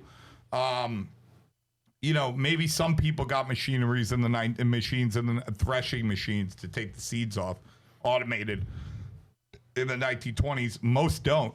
You know what I mean? You're beating the wheat to get these little tiny seeds, and then you got to mill them, and then the whitest of the flour is going towards that's going to the nobility. So now you have the white flour with a little bit of a bran is going to the nobles. So now you got, you know, the other half of the white flour, but now it's mixed with like double to triple the amount of bran and germ, which makes it almost black, right? Which, you know what I mean? You cook bread with that, it's like 1,000 pounds. You can't, this isn't bread that you could like, you know, you think of bread, we have a certain idea of what bread looks like and what it is. This is like a fucking brick that you got to chop up and throw it in a cauldron full of water and some kind of like pre-ribollita, you know what I mean? To even like be able to eat it. And that's after it's cooked. It's not something you could throw in a toaster oven and spread some nice butter onto it. Another amazing thing from that book was like, you know, 95% of people had zero access to olive oil. And even the one, and it was very expensive if you bought it at a store. And most people didn't trust it because it was counterfeited a lot. But Still counterfeited. Oh, yeah. 100%. Yeah. I mean, that's a whole podcast on itself. We're definitely going to do that with disgusting. David. No, it's really fucking gross. When you look at the amount of olive oil that's produced compared to how much is exported, the number is right there. It's insane. So, can you lay down? Oh, my God. All right. Podcast on pause. I'll be right back. Pause. Logan. We're on pause. All right, so we're back. We were talking about flour and how it's milled today. I mean, I guess only we're going to transition, but I the last thing on that would be, you know, today, if you look at like, today if you look at, you know, kind of how everything's done on an industrial scale, you know what I'm saying? You have these giant threshers that are pulling all the wheat. You're able to, you know, produce massive amounts of grain. And then they're going into these industrial mills where the endosperm, which is the white part of the flour, the inside of the seed, the wheat berry, is being separated from the bran, which is the outer coating, and then separated from the germ. And today, most of the bran and almost 100% of the germ is being sold as a nutritional supplement to factory farms, which is, you know, something that you didn't have like even in the 1920s. So it's you know, we look at things today, and it's no fault to anybody, the way that we look at, you know what I'm saying? Oh, it's flour, of course. And you don't really realize how hard the flour was to produce. And you know what I'm saying? Like you have insects. I mean, anybody who's ever done a garden in their life, the first time you do it, you know, and you get tomato hornworms and you get squash vine burrow moths and all these weird cutworms and all these weird creatures like you didn't really know were a thing before you start doing it. And you have to imagine that like even like that back 100 years ago, you don't have pesticides, you don't have modern agricultural ways of things. You can't order, you know, today we'll like I'll order nematodes from laboratories and different beneficial insects. Like you couldn't do that back then. You know what I mean? I guess if you were lucky enough to have ladybugs in your field and they would eat the aphids, like, you know, you're not going to the store and buying 5,000 ladybugs. So like these options just aren't there. Yeah, let's I want to talk. I'm having a lot of fun talking about like what you used to eat back in the day. Like let's talk a little bit more about that. I mean, you said soups, we got into that, but what kind of pasta dishes would your mom make? Pasta, she was always simple with the pasta dishes. Okay. I mean, she never really went crazy with the pasta dishes. My grandma was too, really. You know, we had the Sunday sauce every Sunday. What was in the Sunday sauce? Sunday sauce Your was... mother's, not Vittorio's. Right. Your mother's my Sunday mother's sauce. Sunday sauce was, she had the meatballs, beef braciole, which was my favorite. A lot of people made it with pork. Okay. You know, but for some reason, my mom always made it with beef. What kind of beef do you think? What kind of beef do you think she was using? Like, Well, now Where if you should go we- now, should now she get it from yeah and, now if you go to the supermarket and they'll have a package that say beef for braciole. It actually says it on there. Yeah, I know, I've or you seen that. just go to your butcher's like, I need some meat for braciole. But flank steak works great. Okay. Flank steak is a beautiful meat to use for Right. for braciole. And each braciole she would put something different in it. Like traditionally it's garlic, parsley, olive oil, pine nuts. You roll Mm-hmm. it up, stuff it in there, fry it up, put it inside the sauce. One she'll make with raisins and this and raisins, Parmesan cheese, roll it up, really nice, The raisin one always really got on my nerves because now you're eating this savory, delicious sauce and now you bite into a braciole and you got these raisins in it, Yeah, the raisins and we are get on my kinda sweet. nerves. But now you I appreciate fucking it. love it. I Yeah. appreciate it so much, So meatball braciole, she throw a couple of pork ribs in there, sausage. Every Sunday was a holiday. And was he? We had to go to church first. Did she? Oh yeah, of course. No, we had to go to church. Yeah, right. So you go to church and then We you go have to your Sunday church, sauce, and then you go to work. Yeah, the old man used to open up a little later on Sunday. Okay. So we all stayed together to eat. What time would you eat? Early. Well, we would eat about 12 o'clock. 12 o'clock. Yeah, in the 12 o'clock afternoon. because the old man we had to open up the place at 2. Well, yeah, but a lot of Italian like my family, we never ate later than 2 on Sundays. Like it was 2 o'clock, you would start eating. As soon as I get up, you just smell the sauce. Now for the Sunday sauce, would she just like throw the stuff right into the tomatoes, or would she sear it first? Like what was that? She would pre-fry the meatballs. Pre-fry the meatballs. And that was a tremendous treat for all of us because it was Grab it out of breaded. the pot, right? It was breaded, okay. And On the outside. On the outside, it's breaded on the outside, okay. And she would fry it, and then she would smash it down. Like a fucking smash burger. Yeah, like a smash burger, man, and I we might get have to rob that idea. she'll give us a few of this and that. It was the best thing. The Romano cheese, the Pecorino cheese that came out, it's great. And salad, just a traditional salad, oil and vinegar, and either penne or rigatoni. Usually it was more rigatoni. It, like cucumbers, olives, Nope. tomato? No. Plain. Como se diz? Either she used chicory, Chicory? Okay. or the regular lettuce. What the hell? Iceberg. Iceberg. Yeah. My favorite. Yeah. And that's it. Oil and vinegar, salt and pepper. That's it. So now No tomatoes, nothing. right. That dish right there didn't need any of that because you ate a salad with your dish, with your Sunday sauce, okay? And the vinegar with the sauce itself, and we used to actually mix it. We used to take the salad, put a meatball and sauce on it, eat the salad with the sauce on it. I actually got a dish like that at Vittorio's. Really? I do. I took my childhood and I put it in a dish. So I took those mini iceberg lettuce. I chop it in 4, open it up, and I pour 2 meatballs and sauce on, and I top it with a burrata. Oh, nice. And that's a lunchtime meal, and people go crazy over it. It's delicious, So That's the sauce beautiful. acts like a dressing. Right. People love it. And did she go for like, mostly dried pasta? Or did she ever do any like Yes, pasta? No, we did mostly dried pasta because pretty much all of us liked it al dente. Okay. We really liked it al dente. Right. My father used to make a mean risotto pescatore. Risotto al pescatore.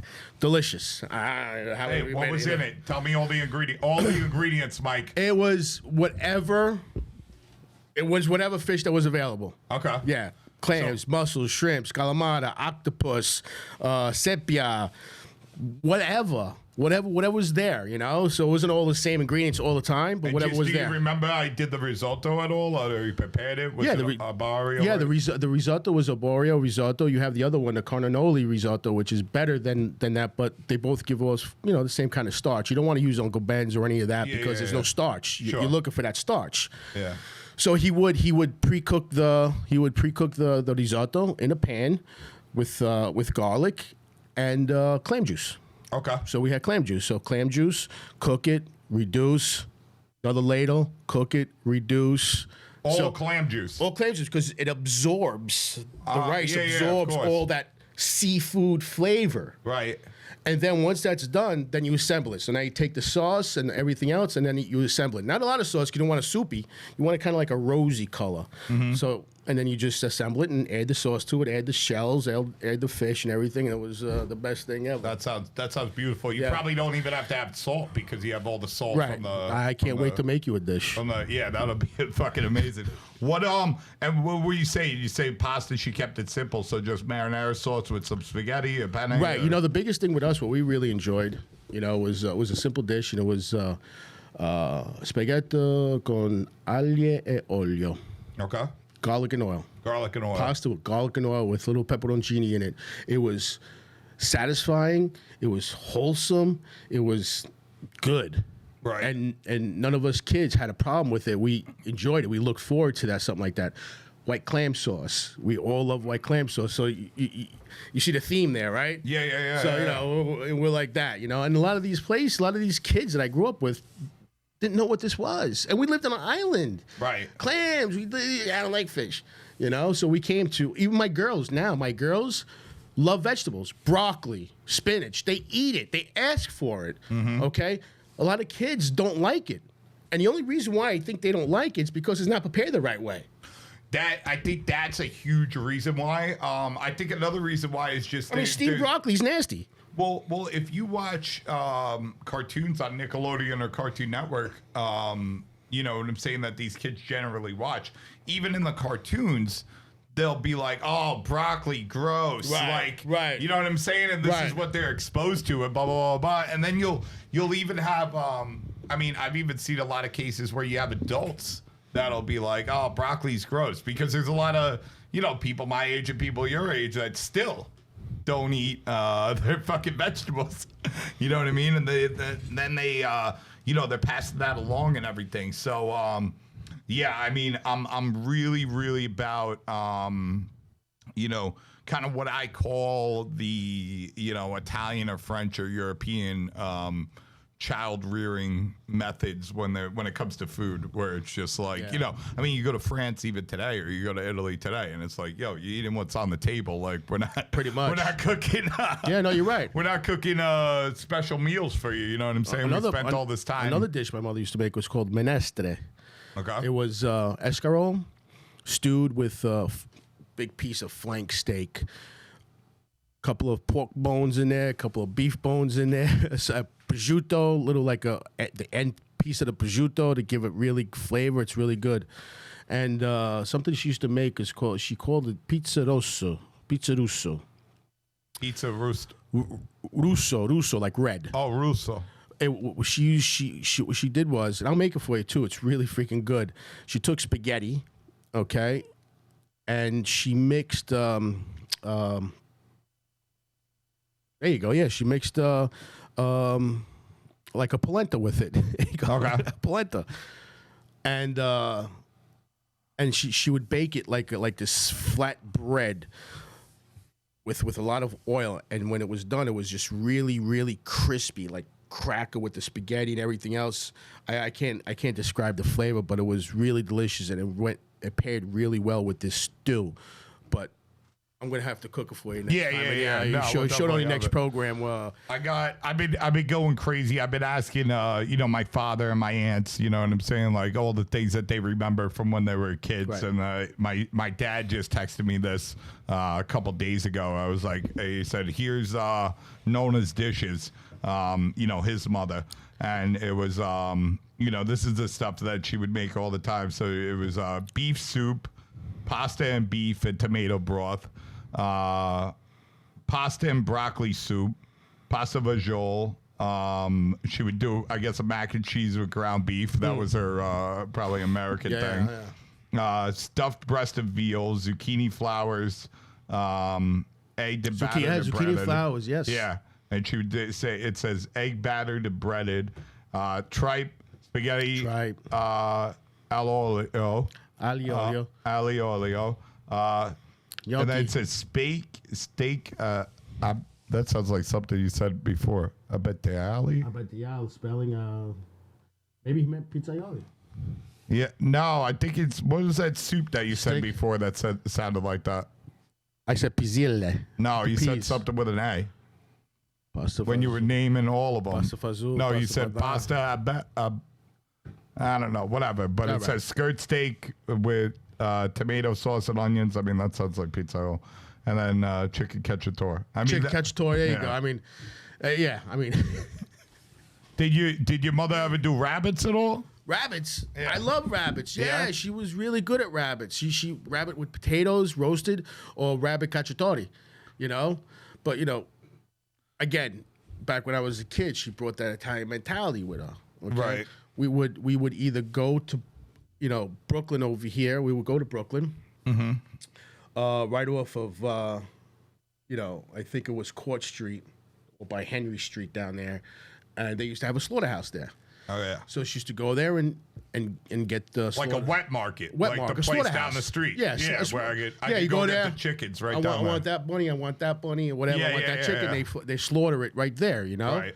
So when we moved out to Long Island, you know, they were still kind of like, didn't know where anything was. So, she would buy these live rabbits and we would raise them. And then when we were in the mood to have rabbits, she would slaughter the rabbit herself. Yeah. That's fucking great. That's how it was. Yeah, listen, chickens, anybody that thinks there's a problem with that, especially because I know a lot of people that think there's an issue with that they're meat eaters. And they're especially shame on you, you know what I'm saying, 100%. For thinking that's disgusting or whatever. You're eating them bomb chickens every fucking day of your life. You're eating fucking trash. Yeah. And you got a problem with somebody that takes it into their, own hands and does it the right way. And it was normal for us to come home and see a rabbit tied over the sink upside down. And you bleed it. You got to bleed it. Yeah, it was bleeding out, you know? Yeah. And then we would skin it, you know? Right. She would hold the thing and I would take the skin and we would skin it. So now we have all this fur. I guess we could have made leather out of it or whatever. But now you have the rabbit. So now you start butchering the rabbit, the legs and this and that, blah, blah, blah, and roasted. Delicious. Fucking delicious. Actually, I enjoy rabbit more than chicken. It's more wholesome. It's more unctuous. It's more, I don't know, it's got that, it's something different than chicken. It's a really good piece of meat. Rabbit is great. Everybody should have rabbit.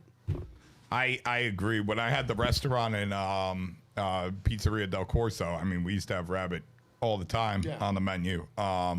Yeah, I mean, over there I was lucky enough. I had a chef that I used to work with at Cipriani's, and before that he was a lot older than me. He was actually a guy from Ecuador, Jose, and he had worked at a lot of these Vespa and a lot of these upscale places in the city for years and years before I was even on the scene, and I worked under him at Cipriani's, and then he came when I opened the restaurant. I had him come, work with me, and I was always, I was trying to push the envelope. I was just like, I don't want to serve just the regular stuff. I want to do, we would go to the market. I remember one time, because we were on Avenue U in Marine Park, so we had a lot of regular customers, and we went to this. I think it was over somewhere near Canarsie. There was a fish market, and we bought barracuda, right? And we had barracuda on the menu, and I forget exactly the preparation that we did, but I remember one of our customers was like, "What do you have barracuda on the special?" I'm like, barracuda. "Yeah, barracuda." And he was like, "What are you trying to fucking kill people?" And I was like, "What are you talking about?" And I guess there's some type of like poisonous barracuda, or somehow you can poison people. Yeah, I don't know what it was. The scorpion fish, you know, you got to take away. The blowfish, you can't eat this, but you can only eat this. Right. It was something weird. I don't know exactly. I forget exactly what the nuance was with it. But we used to do this. We had a lot of Italian American customers, but they were most of them were like second and third generation. Americanized. So we would do this homemade pappardelle with an oxtail ragu. But I knew that if I wrote oxtail ragu on the menu, that nobody would fucking order it. So I put like, pappardelle ragu al carne, or you know what I mean? Right, whatever it was. I just wrote meat in Italian. Right. And But that's this point I was making before. When my opening chef's like, listen, Mike, let's just give them what they want, because you want to put all this stuff on there, you're gonna scare people away. They're gonna read it and they're gonna get turned away. Right. No, you're 100% right. But they would. I remember this guy Rocky, his wife. Like they had a party of like 40 people there, and a lot of my customers, they were great, because even though like they'd be scared by oxtail, be scared by rabbit. Rocky and his family, they'd make the wine, and they would bring in the big demijohn, like this giant demijohn. We'd put all the tables together. They'd put the demijohn right in the middle of the table. It had to be, I don't even know, probably like 20 gallons. It was like a giant thing. And then they would take a hose, or a piece of plastic with the ends cut on either side. They would pull the siphon, and then they'd have this giant hose, and they would rubber band it. And then it'd be hanging off the table. And when you wanted a glass of wine, you would take the rubber band off, and then you'd put it back. I see. Yeah. So they would do like all these old school things. But yeah, his wife was like, Nino, you got to tell me what's in this ragu.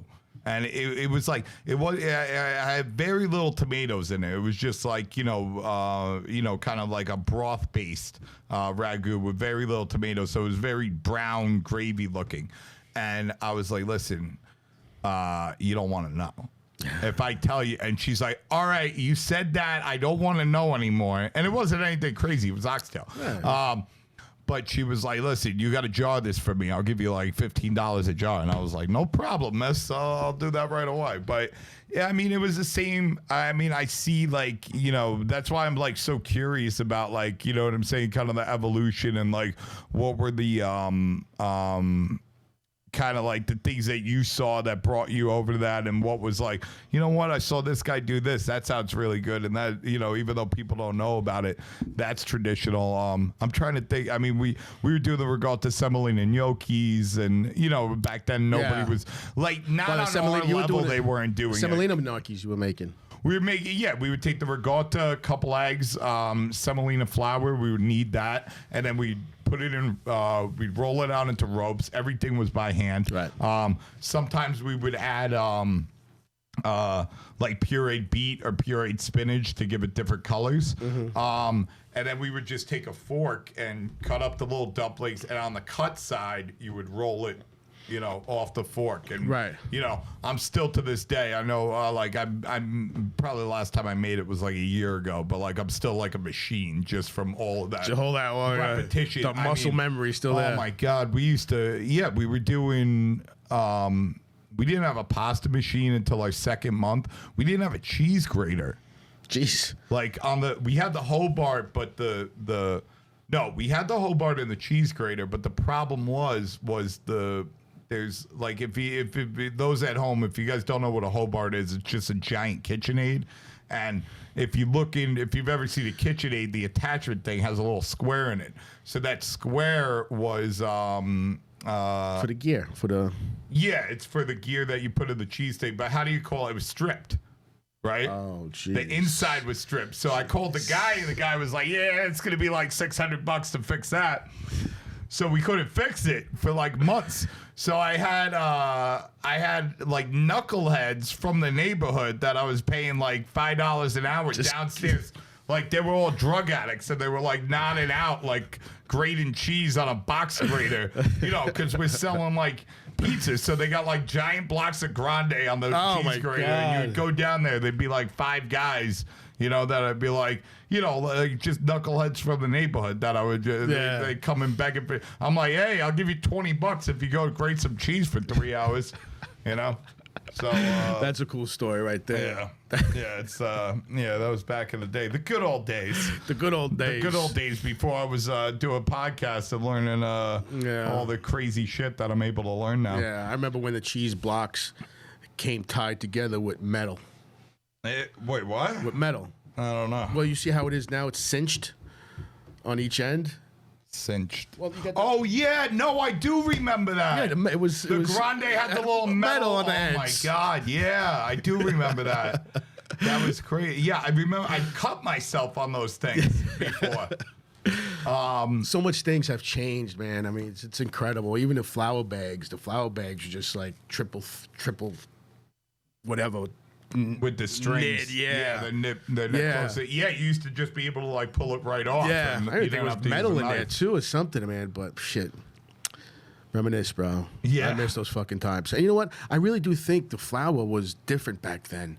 You know, it could be the same. I mean, because it probably was. Because the pizza changes all the time. The pizza really cooked a lot different back then, and that's what I try to recreate. You know, through manipulation and whatnot. Because when we got those white boxes to proof the pizzas in, the pizzas were never the same after that. I was like, there's something not right. You know, you open it up, it's full of water.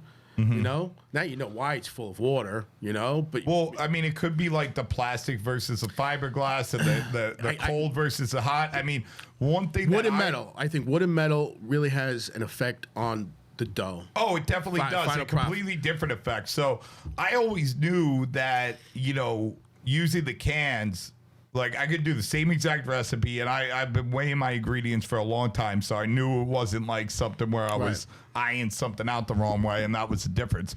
But I didn't know why, scientifically why. Right. I just knew it to be true. That if I put it in these metal things, and you know what I would tell people, what I thought, you know what I mean? I don't know, but what I think is that, you know, I'm doing a little bit of a higher hydration and I'm doing like more of a fermentation, like warm. So if you put that into the trays, then it's going to kind of flatten out like a pancake. But if you put it in the metal, the edges, the round can, the edges give it support so it can rise up and get that full fermentation. And then, you know, I'd also say that it would stay colder. Yeah. Which it does, which is true. It gives it a longer fermentation time as opposed to the plastic or fiberglass. Right. And I'm trying to think what else I used to think back then that it was, I mean, I guess that's it. I was like, I mean, the rest of it, like, I didn't really know. And then Francisco, oh my God, I always say his name wrong. Miyoga, the guy from Modernist Cuisine. He's the head chef for Modernist Cuisine. This guy's like a scientist, and he did Modernist Bread. You know, he was a co-author on that. He's going to be on the podcast soon, so you guys check that out. But yeah, I showed him my whole process, and he was like, he said, I'm not going to get this exactly right, and if you guys want the exact right version, listen to Francisco's when he comes on, because we're going to go through this. But he was saying something along the lines of like, you know, there's a lactic acid bacteria and lacto. And those two different bacteriums create different flavors. So like the lactic gives you that umami and that sourness and like, you know, I guess pumps up like the carbon dioxide maybe. I don't know. When you're doing a warm fermentation, that's what's prevalent, the prevalent bacterium. And bacterium outnumbers yeast 100-1. So Francisco's thought is that it's even more important than the actual yeast and the strains of yeast is the different strains of bacterium, because there's a lot more of them. They're harder to control, and they're the main. But they create the flavor like more than anything else. Now, when you do cold fermentations, you have lacto. So what he was saying is, he's like, you're doing this really long warm fermentation, which is getting you the lactic, and then you're throwing them in the fridge, and your fridge is pretty cold. You know, my fridges are like 39, 40 degrees. You know, a little bit colder than like most fridges. 36. They got to go down to 36 at least out in Long Island. They want you down at 36. Really? Yeah. I know. Yeah, here it's 42, but most fridges are between like 42 and 45, like especially in the restaurant business. Like Yeah, and that's really important temperature. That's why I had the refrigeration guy install temperature thing where I could raise it and lower it. For the meat fridges. No, for the dough. For the pizza, for the dough fridges. Yeah, where you can raise it and put it. Right. But what he was saying was, he was like, listen, he had never even seen the cans. And we were talking about this in earlier podcast. Like, the cans were actually what was used when the Bari, which originally was the Frank Mastro. Frank Mastro invented the deck oven. Which was, what was it? Was it Blodgett?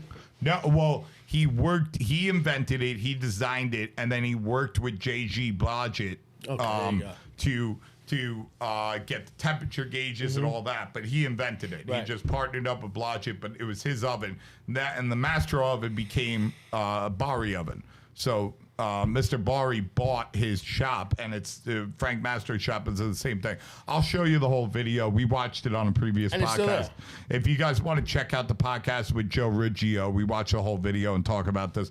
But he also invented the pizza dough can and the dough retarder. The dough, it was called the dough aerator, is what he called it. A dough aerator. Yeah, so we actually have the original corporate video. Did he also invent those screens? He might have, bro. They invented a lot of stuff, bro. Screens? Yeah, you got to watch his video. We already watched it on a separate podcast, so I'm not going to pull it up. But after we're done, we'll pull it up on the big screen and we'll watch it together. It's amazing. It really makes you think. But this video's from like 1963, and he only invented the deck oven in like 58. But yeah, but what Francisco said was, he was like, listen, most people, like, they're either, especially bread making, they're either doing like 100% cold or 100% warm. And I know that to be true, like, kind of in different areas of whatever. Now, if you do a warm and cold fermentation in a plastic, you're not getting that dough super cold, super quick. And even when you get it as cold as it could go, plastic doesn't conduct temperature like metal does. It doesn't absorb the coldness. Yeah, so the cold gets so much colder when it's in the metal. So he's like, you're getting all the benefits of both worlds. He's like, you're getting this warm fermentation, creating all this lactic bacterium. That's doing its job, creating the flavors, doing what you want it to do. Then you stick it in the fridge. It's getting super cold, super quick, wiping that bacterium out, creating the perfect environment for lactobacterium, right? And then, yeah, you're doing what everybody's trying to do, but you're doing the best of both things, and you're not getting, because there's pros and cons to both. And that's because of science, we know this. Because of science. Thank you, science. Thank you, modernist cuisine, modernist bread. Yeah. We always knew something. We always knew something. Yeah, we knew something. I mean, the modernist bread thing, a lot of people, you know, it came down a lot in price. I think it was originally like $1,200, and now it's like, I think I saw it on Amazon for like 500 something, which to people, I mean, you think that's a lot. Well, no, look how many books you got. I mean, it's 40 pounds worth of books, and it's like they went through every fucking bread book ever made for 3 years. And it's just like, you don't need another book after that. Like, I'd always recommend like Tartine Bread by Chad Robertson, and there's, you know, a few other in there that I would definitely recommend. But, you know, you buy 10 bread books on bread, you know, you're spending $400 easy right there. Yeah. So why not just spend the 500 in one shot? Right. It's a mental trick that's played where it's like, wait, how could a book cost $500? It's not a book. It's like fucking 6 books. So and each one of the 6 books is like 10 books. Oh, it's like less than $100 a book. You know what I mean? Oh, yeah. Well, no, but the books are giant. The books are this big. You know, they weigh 10 pounds. How much does an average book weigh? This weighs like a pound. You know what I mean? Taroni by Bilo Aprilia. Aprilia? Yeah, I gotta. April. Like the thing. Yeah, we gotta read that. Yeah, so what makes Mike's Pizza different you know, what makes Mike's Pizza so good? I know, I mean, if you guys don't know Mike's Pizza, it's located in a secret, Mike's Underground, located in a secret place somewhere in the Massapequa area of Long Island. Massapequa, Long Island, by the way, is also referred to as Massa Pizza because there's so many fucking pizzerias there that they just call it Massa Pizza. But we're on the border, Amityville and Massapequa. Yeah, exactly. But yeah, what did you do differently? What makes it special? What are you tell me about it. Or I know about it. You tell everybody fucking else about it. Oh yeah. Remember, what do you want to know about it? I mean, I want to know fucking everything, Mike Vittorio. Just start from wherever you want to start. Be specific. be specific. Oh, that's a cheer. I don't know. What makes it good? I mean, it's what makes it good is having a lot of these people that are members, and there's quite a few of them that really enjoy it. I guess that makes it really special for me. I mean, help me out. It's hard for me. It's hard to talk about myself. Let's talk about the pizza. Yeah. Well, let's talk about the pizza. Like, what do you do to the pizza that's I mean, not necessarily different, but well, it's more of a process than a lot of places do, and I understand why they don't do it because you do need time, and you do need space. And you do need a lot of refrigeration to produce an artisanal product that I'm doing. Right. I mean, I don't mass produce, so when I run out because it's not like, oh my God, we run out of dough and the phone is still ringing. Quick, make a batch of dough, throw 50 pounds of yeast in hot water so we can get instant. I mean, don't even do that. You'll lose customers, and the product is crap. Yeah. And I know a lot of places that do that because they don't want to turn customers down. But sometimes, you want to keep the integrity of your product. You gotta have to do that. So 100%. So I use a kind of like a Vega or a Polish pre-ferment, more of a pre-ferment than anything else. It kind of gives the dough a jump start by a couple of days. So if you want your dough to ferment for at least 4 days, you pre-ferment it, and it'll give you 3 days, so you can use it a lot quicker, and also adds those flavors that we were just talking about into the dough. And people absolutely love it. Everything they talk about the crust of the dough. So yeah, it's a process, and just like and the main ingredient in that process, as you know, because you make some fantastic pizza yourself, is patience. It's time. That's the magic secret ingredient right there. Patience and time will turn that product into something special. If I make the dough today and use it tomorrow, it's not. It will not be the same. It won't be the same. The flavor won't be there. The dough would act differently. It would act more crumbly than a crunch. So I don't do that. Yeah, the one thing that I see, I've been hanging out with you at Mike's for a while, and it's kind of reminiscent of how like Anthony Montegeri from Una Pizza Napoletan. Like when I go see him, I love that guy too. And I've had the opportunity. I'm lucky enough to be able to spend a decent amount of time with him, like over the years from his spot in the East Village. I got to go out a couple times to visit him in San Francisco, and then when he opened in the Lower East Side. And I've talked to Anthony a lot on the phone, and bullshitted for hours. But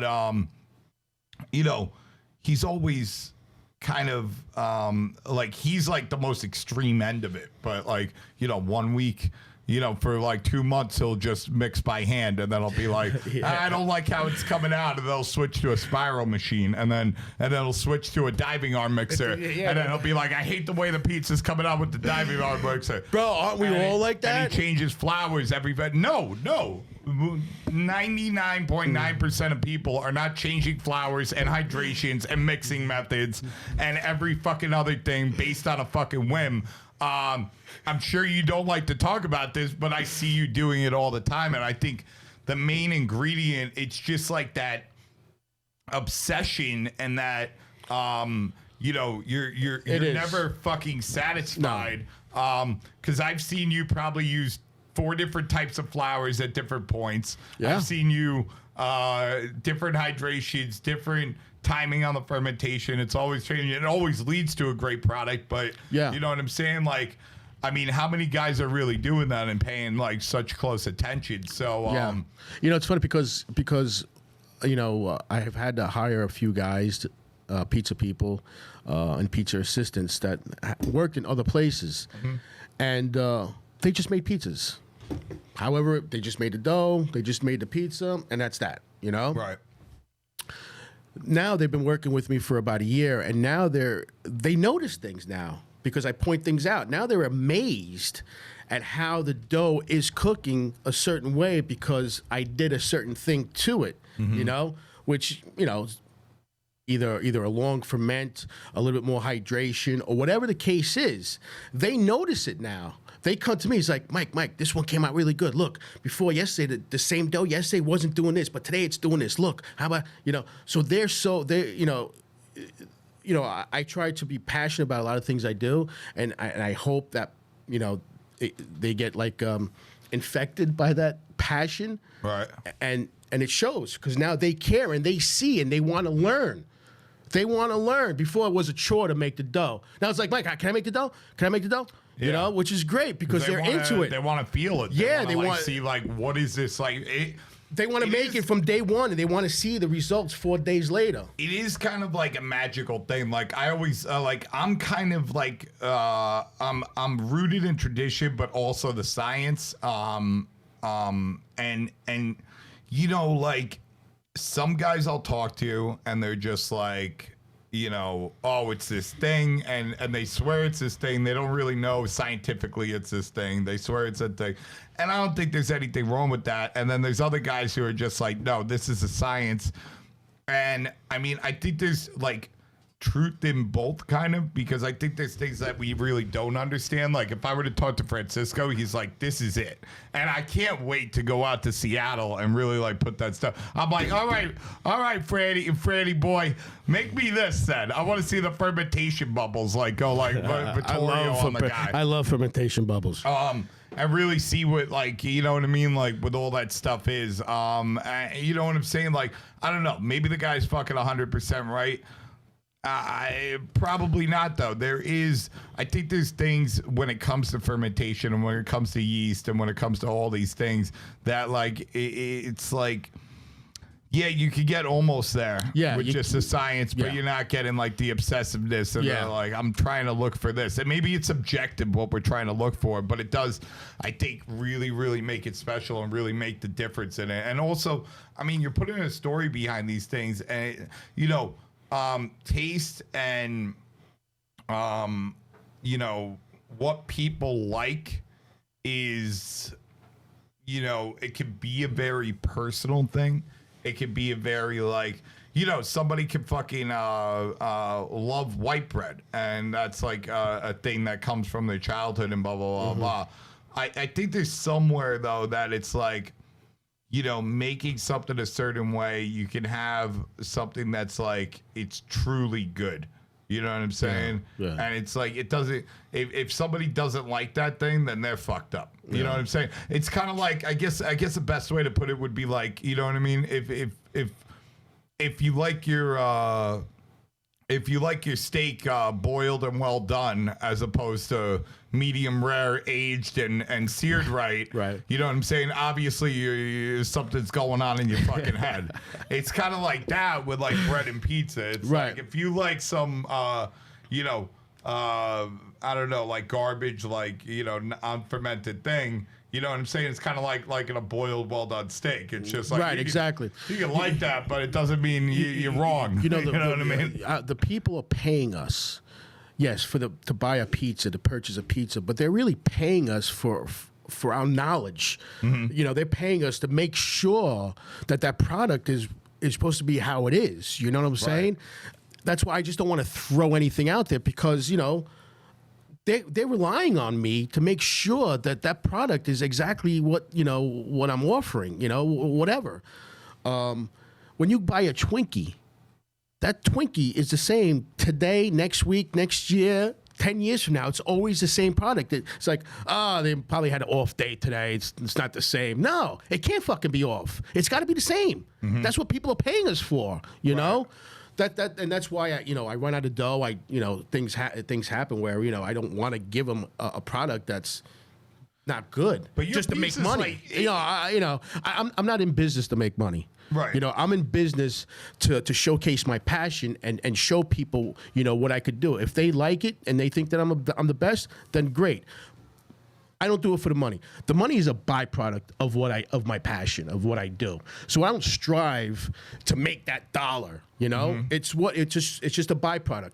I want to give these people what I enjoy doing, and hopefully they could see it through the product. There's a passion, and I think most people that are members of the underground, think. Well, yeah, no, 100%. I think a lot of people that get caught up in that, what we're calling right now that paper chasing and that money chasing and this and that, a lot of times they're doing themselves a disservice. Like, I know I've had a lot of conversations with guys where, like, now listen, I'm a certain way. I feel a certain way about certain things, but I'm not fucking God. All right. And like, just because I feel pineapple doesn't belong on pizza, or that, buffalo chicken or steak or salad, like, I don't fuck with these things. I'll probably never fuck with these things. But that's a personal choice. Right. Okay. Now, from a business perspective, I mean, you were talking about before, you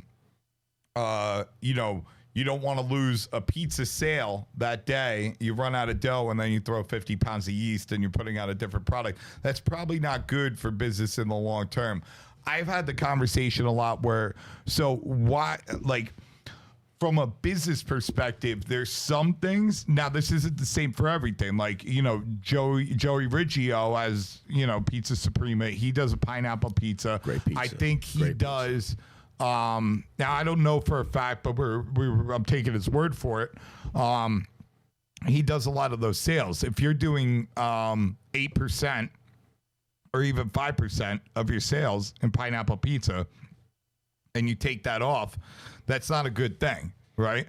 But I know guys who they'll bring me in and they'll ask me, and they're like, Nino, how do you get so fast? How do you do so well? Blah, blah, blah, blah, blah. And I'm like, I make great product. I stand behind my products, blah, blah, blah, blah. Now, one thing that, like, if you have some sad looking barbecue pizza or buffalo chicken pizza or pineapple pizza in your slice counter, which is the case in most places that you walk in, you see it in the window and it's 2 to 4 hours old. It looks fucking disgusting. You know what I'm saying? These guys, like, I'm not going to name who, but, I go into his place. I say, like, listen, you got to get rid of all this stuff. He's like, no, but the people, they like it.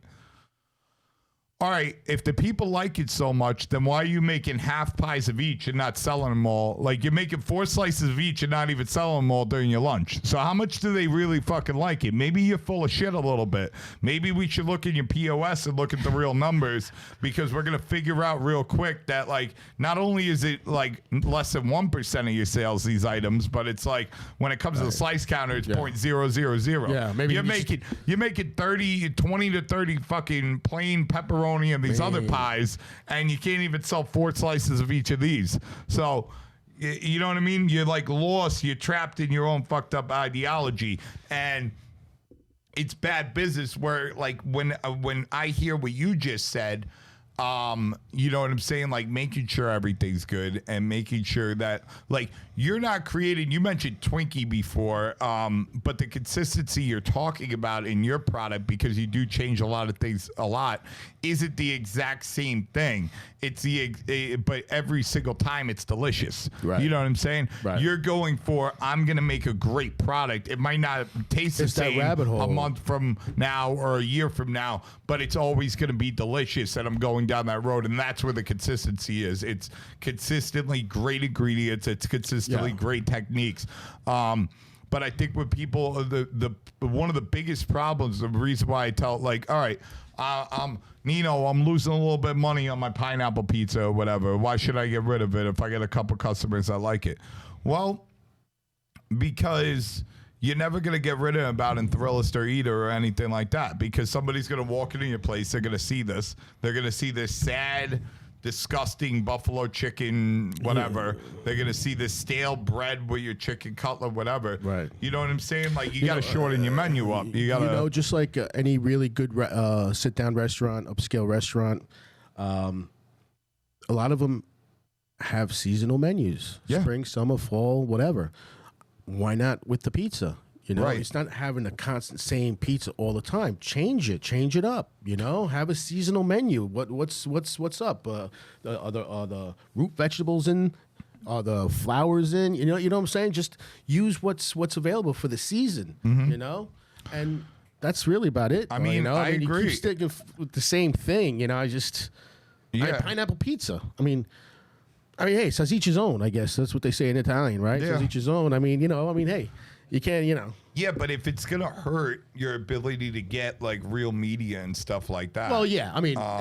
Because that's a fact. Like, Yeah. it's like there's guys that do weird things. Tony Baloney in Hoboken, for instance. Right. You know, he's got his ramen pizza, he's got those pineapple things, but he's known for that stuff. He's known for making weird things. So he's doing everything weird. So the media like kind of latches onto that. But if you're like an Italian or Italian American and your counter looks fucking sad, you know what I mean? And you can't talk about your products with pride. You know what I mean? That's another big thing that I'm like, listen, to some of these guys, I'm like, figure out what you got to figure out. Maybe it's your flour, maybe it's your cheese, maybe it's your tomatoes, the stories behind those ingredients. Yeah. It's your technique. Maybe it's two of these things, maybe it's all those things, but it's got to be, you got to put those things in there. And a lot of these pizza operators, right? They always look at the toppings as a new pizza. They never look at the dough. Yeah. They never look at the dough. There's so much. Thanks God, but if you go to if you go to 90% of the places in the tri-state and you talk to one of these old Italian guys, you know what I mean? Like they don't. And I'm gonna put this out there right now. Any guy, literally anybody out there that has been in business for more than, like, we're gonna call it 20 years, right? If you've had a pizza in the tri-state area for more than 20 years and you want to learn, I will literally come out to your store and I'll teach you for free.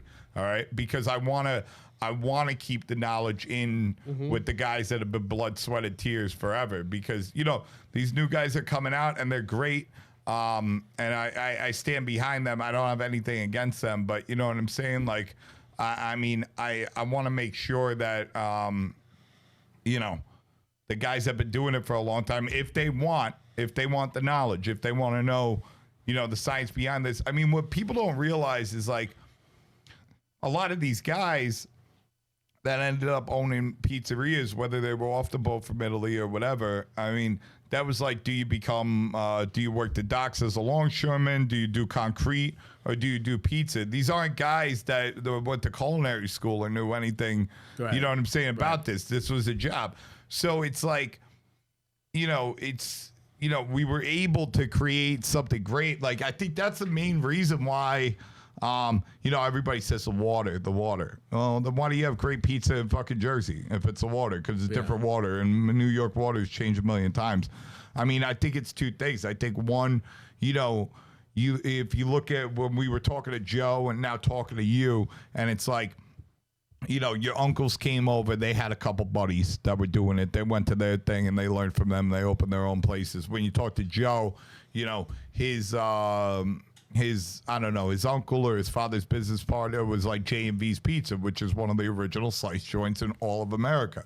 And it's just like all these guys, when you go back far enough, they're all kind of connected to each other. Yeah. So they all kind of like, they figured something out and, whatever. And now we've taken that to the next level. But a lot of those guys are still around. Take it to the next level, or are we going back to how it was pre-refrigeration and pre? I don't think we're going. Well, in a way, you know what I'm saying? Because pizza was really different back then, man. It was almost every single pizzeria was delicious, crunchy, cooked great. See, that's how I thought for a long time, and now my thinking's kind of changing on that in a way, right? So, yes, did bakeries and pizzerias change from, you know, kind of a more wild yeast fermentation to like a commercial yeast fermentation, and then maybe it was a mix for a while, and did that changing to like just putting a bunch of commercial yeast in change the product for the worse? I mean, low moisture mozzarella wasn't always around. Right.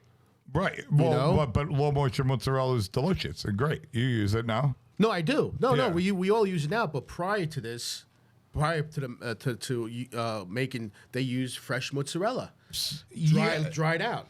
Yeah, Everybody but had as the oil long as- can. Everybody had the oil can. But low moisture mozzarella, I don't think that's a bad thing. Yeah, no, I'm not saying it's a difference or anything like that. But It's just an aged mozzarella is all it is. As long as you're getting it from a company that's not putting a million things. If the ingredients are salt, milk, enzymes, and that's it, like grande cheese, then you're fine. If you're buying a low moisture mozzarella from a grocery store that's got 20 ingredients in it, obviously that's a different thing. Right. But I mean, I think it's not as simple. Like the more research I've been doing on it, it's kind of like when you using the commercial yeast and taking advantage of that aeration can add better flavors, like through, you know, the carbon dioxide development and making those flavors more available to your palate. But when you switch from fermenting a product to aerating a product, because that's essentially what you're doing. If you take a 50-pound bag of flour and you add 10 to 14 ounces of yeast to it, you're not fermenting anymore, which now you have a product that's not digestible, and that's, you know, the gluten's not broken down. You don't have lactic acid to make resistant starches, so you have a very high glycemic index product. You guys could Google that if you don't know what the fuck I'm talking about. Pause the show. And you know as well as I know that fermentation does something to the digestibility. Right. You're breaking down the gluten structure into a digestible. You're breaking down the glutens into a digestible form where you just put a bunch of yeast. But I think there's something in between both. So I'm not sure if it was better back then. We're going back to that in a way, but I think we're also moving forward in a way because, I mean, the things that we understand now about fermentation, first of all, refrigeration is a huge tool, and it's not. I used to look at it this way because I was taught this, because when I first got into like the real pizza game and going into these expos and stuff like that, you know, and this is not the case today. If you go to like VPN or AVPN or like some kind of pizza school, they're telling you to almost 100% cold fermentation and use 100% yeast. They were telling me 15 years ago that you have to use a wood tray. You can't put it in the fridge at all. All right. But now you don't have lacto fermentation. So it's not even like the refrigerator isn't even a thing in my head where it's like, you know, making a more consistent product. It does that. Or it's a thing where like, well, we're selling 200 pies. We need the refrigerator. It wouldn't work without that. It's control. It's control, but it's also a tool, right? That's allowing you to get a different fermentation, and it's allowing you to get that milkiness and that lacto. Right. It's another tool in your arsenal. You know what I'm saying? Right. Like it's another tool I agree. to exploit. Just like, I mean, you didn't have... Temperature's huge. I mean, temperature is huge, but like not only do you have fermentation, which is a tool, but you also have the ability today to control your warm ferment temperatures, right? And even air conditioning units that control the inside of your place, to even if you don't have like... I mean, I know they're, you know, if you are able to create an environment to raise your dough for 3 hours at 84 degrees, that's going to be different than, you know what I'm saying, doing it like in your normal ambient room temperature. Sure. But even your ambient room temperature is a fucking new thing. How many spots had fucking like dope AC units, Mitsubishi AC units that were really controlling the temperature? Or was it based on how cold and hot it was outside? You know what I'm saying? Which gives you fucking no control and leaves it up to the fucking, the weather and the yeast gods, right. Let's say. You know what I'm saying? Like those yeast gods. Don't get them mad. These ovens weren't insulated. They were blowing out all this heat. Like I mean, one of the fucking worst things about working in pizzerias in the summer was just like you have these hot spots. So now you're like sweating, right?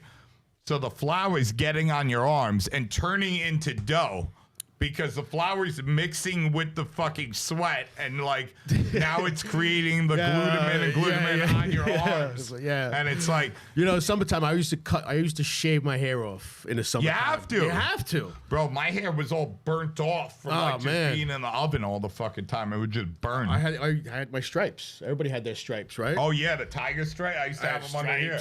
Look, everywhere. I still have some. Oh yeah, bro. I haven't used one of those ovens in so long, and just. Yeah, they're still here from like back then. Oh my God, I had some stripes on here I didn't think was ever gonna go away, man. Yeah, a lot of I had tiger stripes. The whole my whole arm was. Now I just got a couple, like I guess from where different kind of burns. Yeah, right. I don't know what they're from. No, they're the same ones. They like never healed. But but it's incredible. I wish I definitely could go back in the 50s and see how they did it. I mean, that would have been a wild trip to see how. They did it. And you know what? I mean, we can kind of figure it out. But even back in the 50s till now, how many different types of flours were they? I mean, there's so many different milled. I mean, we can types research of flour. That. See that. Was it 1? Was it 2? Was it 3? See, that is something that you can legitimately find records and figure that out. Like it wasn't like, all right. So the Vinny at JMV, right? What you can't do is you can't. Unless you find Vinny and he tells you the truth, but there's probably like no existing records because, I don't think there's a fucking like food bill from 1958 at JMV's at Bensonhurst. You know what I mean? Or a food bill from Lombardi's in 1918. Yeah. What about you can't know. What about that guy in Midwood? Dom. I mean, I know what Dom uses. Well, we could ask him when he opened up and prior to that. Yeah, but he was making a completely different pizza than he makes today. Back then, he was using different flour. Bro, the Farah's 15 years ago was a regular slice joint. They used to have fucking shrimp, chicken, and veal Parmesan heroes. They had regular cheese, grande cheese on the thing. That he only started making that pizza 15 years ago. I mean, he's been in business 49 years, but it was a regular neighborhood pizza shop. They had bacala on Sundays. I've seen the old menu. You can look it up. I love bacala. But that's another example, like the misconceptions. Like people think, and I love Dom and everything, but it's a complete misconception that he's been making pizza with buffalo mozzarella and San Marzano tomatoes and chopped basil and Parmesan Reggiano for the past 49 years. No, he's been making that pizza for 15, 16 years. So pretty much like if you track the first article in the Village Voice, he started making the pizza between 6 and 12 months before that, after a trip to Italy. When he started making that pizza, that was the first year when you can even go to a distributor and buy buffalo mozzarella. The only guys that had buffalo mozzarella before that were like Lydia and Mario and some other like Cipriani's that they would FedEx it overnight from Italy. 100%. There was no like call Concadoro and get like buffalo mozzarella or go to your Costco and buffalo mozzarella was there. Even burrata you couldn't get over here. Every Thursday we got the shipment straight from Italy for burrata, and it had to be gone that day or the next day, or else it would go bad. So only Thursdays we serve burrata because it's the only time we could freaking get it. Now you have all this burrata all over the place. It's on the menus everywhere all day long, but it's not the real burrata. It's not what it is. You got to get the one from Italy. Once you have the one from Italy, your life will be changed. You will be a new man. Right. 100%. It's a totally different thing. It's a completely different thing. But like we can figure out. It's hard. You got to go down fucking rabbit holes. But the records and the information exist about, what company was around in 1958. what products that did they have? There's records. Is this a job for Mr. Producer or? I mean, no. This is a job. We gotta do this shit. This is Mr. Producer job. We gotta do this shit, or like Scott Wiener. I don't know. Somebody. And we'll do it. We'll do it. We'll do it. We'll do it. We'll do it, and we'll write a book about it. I'm down to do it. We could write a book about it. You know what I'm saying? We're gonna do it. We're gonna do it. We'll give Brady a couple. We won't put Brady's name on it, but we'll give him a couple points under the table or something. We'll give him a couple skull rolls. You know what I memean?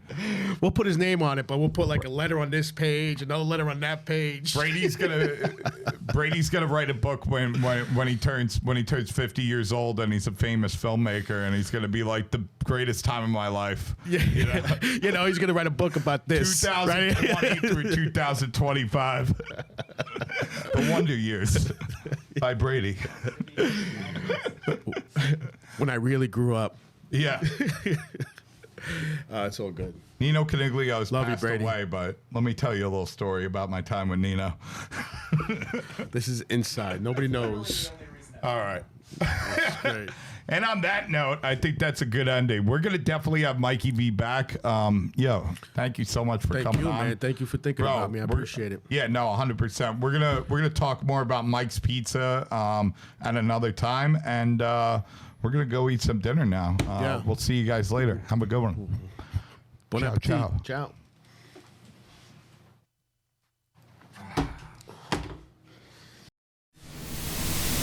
Oh yeah.